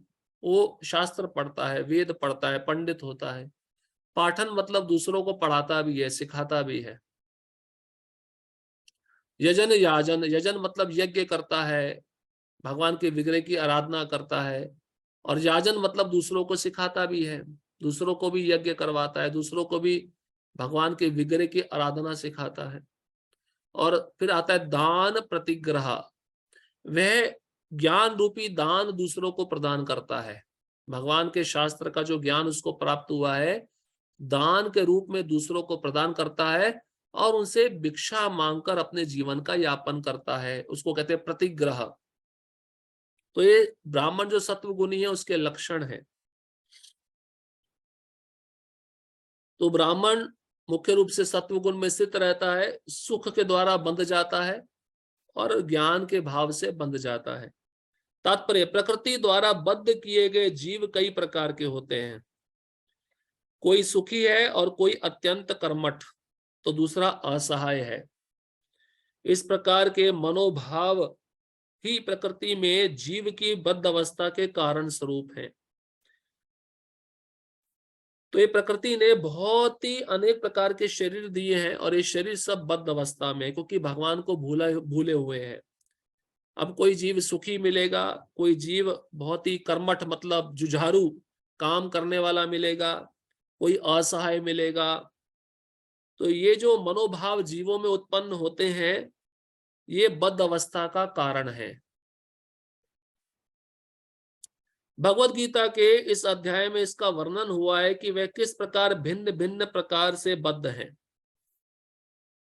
कौन? जीव। सर्वप्रथम सतोगुण पर विचार किया गया। इस जगत में सतोगुण विकसित करने का लाभ यह होता है कि मनुष्य अन्य बद्ध जीवों की तुलना में अधिक चतुर हो जाता है। चतुर क्यों? क्योंकि उसको ज्ञान रहता है, बुद्धि रहती है। इसलिए रजोगुण और तमोगुण की अपेक्षा सत्वगुणी व्यक्ति ज्यादा चतुर होता है। वह जानता है मेरे लिए क्या सही है, क्या गलत है। इसलिए उसको चतुर कहा जाता है। सतोगुणी पुरुष को भौतिक कष्ट उतना पीड़ित नहीं करते और उसमें भौतिक ज्ञान की प्रगति करने की सूझ होती है। तो सतोगुणी व्यक्ति के जीवन में भी कष्ट आएगा पर उसको इतना पीड़ित नहीं कर पाएगा, क्योंकि उसको ज्ञान रहता है। क्या ज्ञान रहता है? ये कष्ट जो आया है थोड़े समय के लिए आया है। जैसे सुख आता है वैसे भी दुख आता है, और जैसे सुख चला जाता है वैसे भी दुख चला जाता है। तो ये कष्ट उस सतोगुणी व्यक्ति को ज्यादा सता नहीं पाता, क्योंकि वह ज्ञान से बंधा रहता है। इसका प्रतिनिधि ब्राह्मण है। देखिए प्रभुपाद जी बता दिए, जो सतोगुणी माना जाता है। सुख का ये भाव इस विचार के कारण है कि सतोगुण में पाप कर्मों से प्राय मुक्त रहा जाता है। क्योंकि सतगुणी व्यक्ति जानता है कि ये जो कार्य मैं कर रहा हूं ये पाप वाला कार्य है, मुझे नहीं करना है। अगर मैं इसको करूंगा तो मुझे पाप का फल मिलेगा, इसलिए वो पाप में लिप्त नहीं होता। वेद पढ़ता है, शास्त्र पढ़ता है, उसमें क्या करना है क्या नहीं करना है उसका ज्ञान उस ब्राह्मण को रहता है, इसलिए वह पाप कर्मों में लिप्त नहीं होता। वास्तव में वैदिक साहित्य में यह कहा गया है कि सतोगुण का अर्थ ही है कि अधिक ज्ञान तथा सुख का अधिक अनुभव। ब्राह्मण सतोगुण में रहता है तो ज्यादा से ज्यादा ज्ञान उसको रहता है, और ज्ञान को वह अपने जीवन में उतारता भी है, और उस जीवन में उतार कर अधिक से अधिक सुख का अनुभव भी करता है। सारी कठिनाई यह है कि जब मनुष्य सतोगुण में स्थित होता है तो उसे ऐसा अनुभव होता है कि वह ज्ञान में आगे है और अन्यों की अपेक्षा श्रेष्ठ है। अब ब्राह्मण सोचता है देखो मैं कितना ज्ञानी हूं, कितना पंडित हूं, मैं दूसरों से श्रेष्ठ हूं। इसका मतलब उसके मन में क्या आ गया? अहंकार। अहंकार होने के कारण वो बंध गया, वो मुक्त नहीं हो सकता है, क्योंकि वह क्या सोच रहा है? मैं श्रेष्ठ हूं, बाकी सब निम्न है। इसी के कारण सत्वगुण उसको बांध लेता है। ज्ञान आने पर अगर अहंकार नहीं आ रहा, वह अपने को श्रेष्ठ नहीं मान रहा है, तो मतलब वैष्णव है, भक्त है। और वैष्णव भक्त किसमें रहता है? विशुद्ध सत्व में रहता है, वो सत्वगुण में नहीं रहता। इस प्रकार वह बद्ध हो जाता है। देखो, केवल ये सोचने से कि मैं श्रेष्ठ हूं, बाकी सब निम्न है, मैं ज्ञानी हूं, मैं पंडित हूं, इन सबको कोई ज्ञान नहीं है, ये सब मूर्ख है, केवल ये सोचने से वह बंध जाता है। आप सोचो, सोचने से बंध रहा है, अगर व्यक्ति कार्य करेगा तो कितना बंधेगा। इसके उदाहरण वैज्ञानिक तथा दार्शनिक हैं। इनमें से प्रत्येक को अपने ज्ञान का गर्व रहता है, और चूंकि वे अपने रहन सहन को सुधार लेते हैं, अतः उन्हें भौतिक सुख की अनुभूति होती है। तो ये भौतिक उदाहरण बता रहे हैं प्रभुपाद जी, ब्राह्मण का आध्यात्मिक उदाहरण है। लेकिन ऐसे साइंटिस्ट है, वैज्ञानिक, फिलोसोफर, दार्शनिक, जो अपने को बहुत महान बताते हैं भौतिक ज्ञान में, और अपने रहन सहन के तरीके को सुधार लेते हैं कि हमारा रहने का जो तरीका है वो बहुत हाई है, बहुत श्रेष्ठ है, और अच्छे बड़े बड़े बंगलों में रहते हैं, अच्छा अच्छा खाते हैं, तो उनको भौतिक सुख का अनुभव भी होता है। इस तरह से वे भी इस भौतिक सुख में बंध जाते हैं। बद्ध जीवन में अधिक सुख का यह भाव उन्हें भौतिक प्रकृति के गुणों से बांध देता है, क्योंकि इसमें भगवान का कहीं भी भगवान को कहीं भी उन्होंने अपने केंद्र बिंदु में नहीं रखा है। किन्होंने? वैज्ञानिकों ने और दार्शनिकों ने। केवल भौतिक प्रगति, भौतिक प्रगति, भौतिक प्रगति के द्वारा अच्छा रहन सहन, अच्छा खान पान, इससे अपने रहने के तरीके को वह सुधार लेते हैं और बहुत ज्यादा सुख सुविधा प्राप्त करते हैं। तो ये सब चीजें उनको बांध लेती है। अतः वे सतोगुण में रहकर कर्म करने के प्रति आकृष्ट होते हैं, और जब तक इस प्रकार कर्म करते रहने का आकर्षण बना रहता है, तब तक उन्हें किसी न किसी प्रकार का शरीर धारण करना होता है।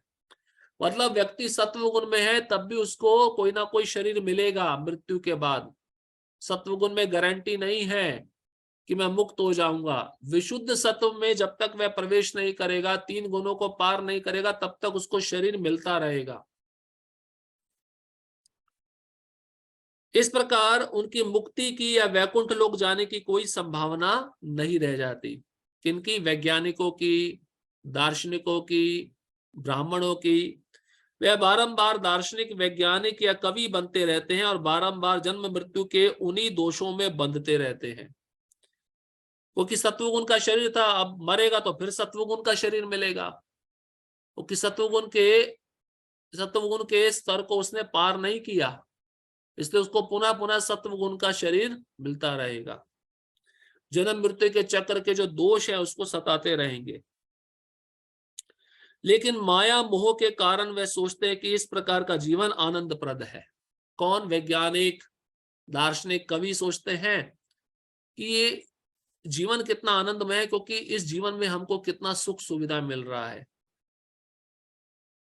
खाना अच्छा है, रहना अच्छा है, तो और क्या चाहिए।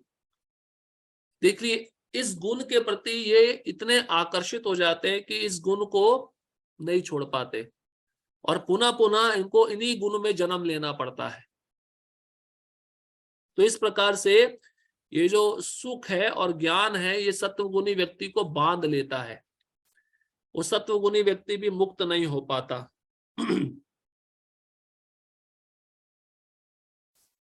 लेकिन जो भक्त होता है वो सत्व गुण को पार करके जब विशुद्ध सत्व में आता है, तो उसके अंदर सुख की भी कामना नहीं रहती, ज्ञान की भी कामना नहीं रहती। उसकी एक ही कामना होती है, भगवान की शुद्ध भक्ति में सेवा।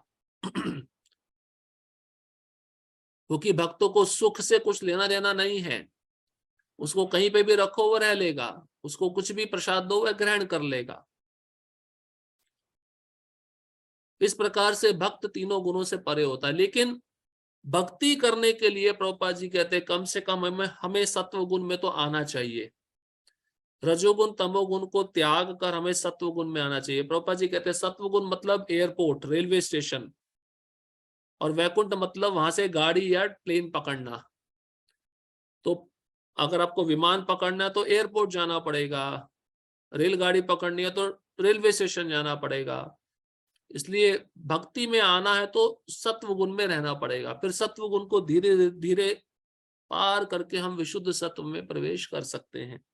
और ये सतत होना चाहिए, ऐसा नहीं कि कुछ समय भक्ति किया छोड़ दिया, ऐसा नहीं। वो भक्ति अखंडित होनी चाहिए, अहेतुकी होनी चाहिए, तब वह सत्व गुण से विशुद्ध सत्व में प्रवेश कर पाता है। तो भगवान खाली एक ही गुण का लक्षण बताए हैं, आगे हम रजोगुण का लक्षण क्या है, तमोगुण का लक्षण है, उसके बारे में भी चर्चा करेंगे। हरे कृष्णा कृष्णा कृष्णा हरे हरे, हरे राम राम राम हरे हरे।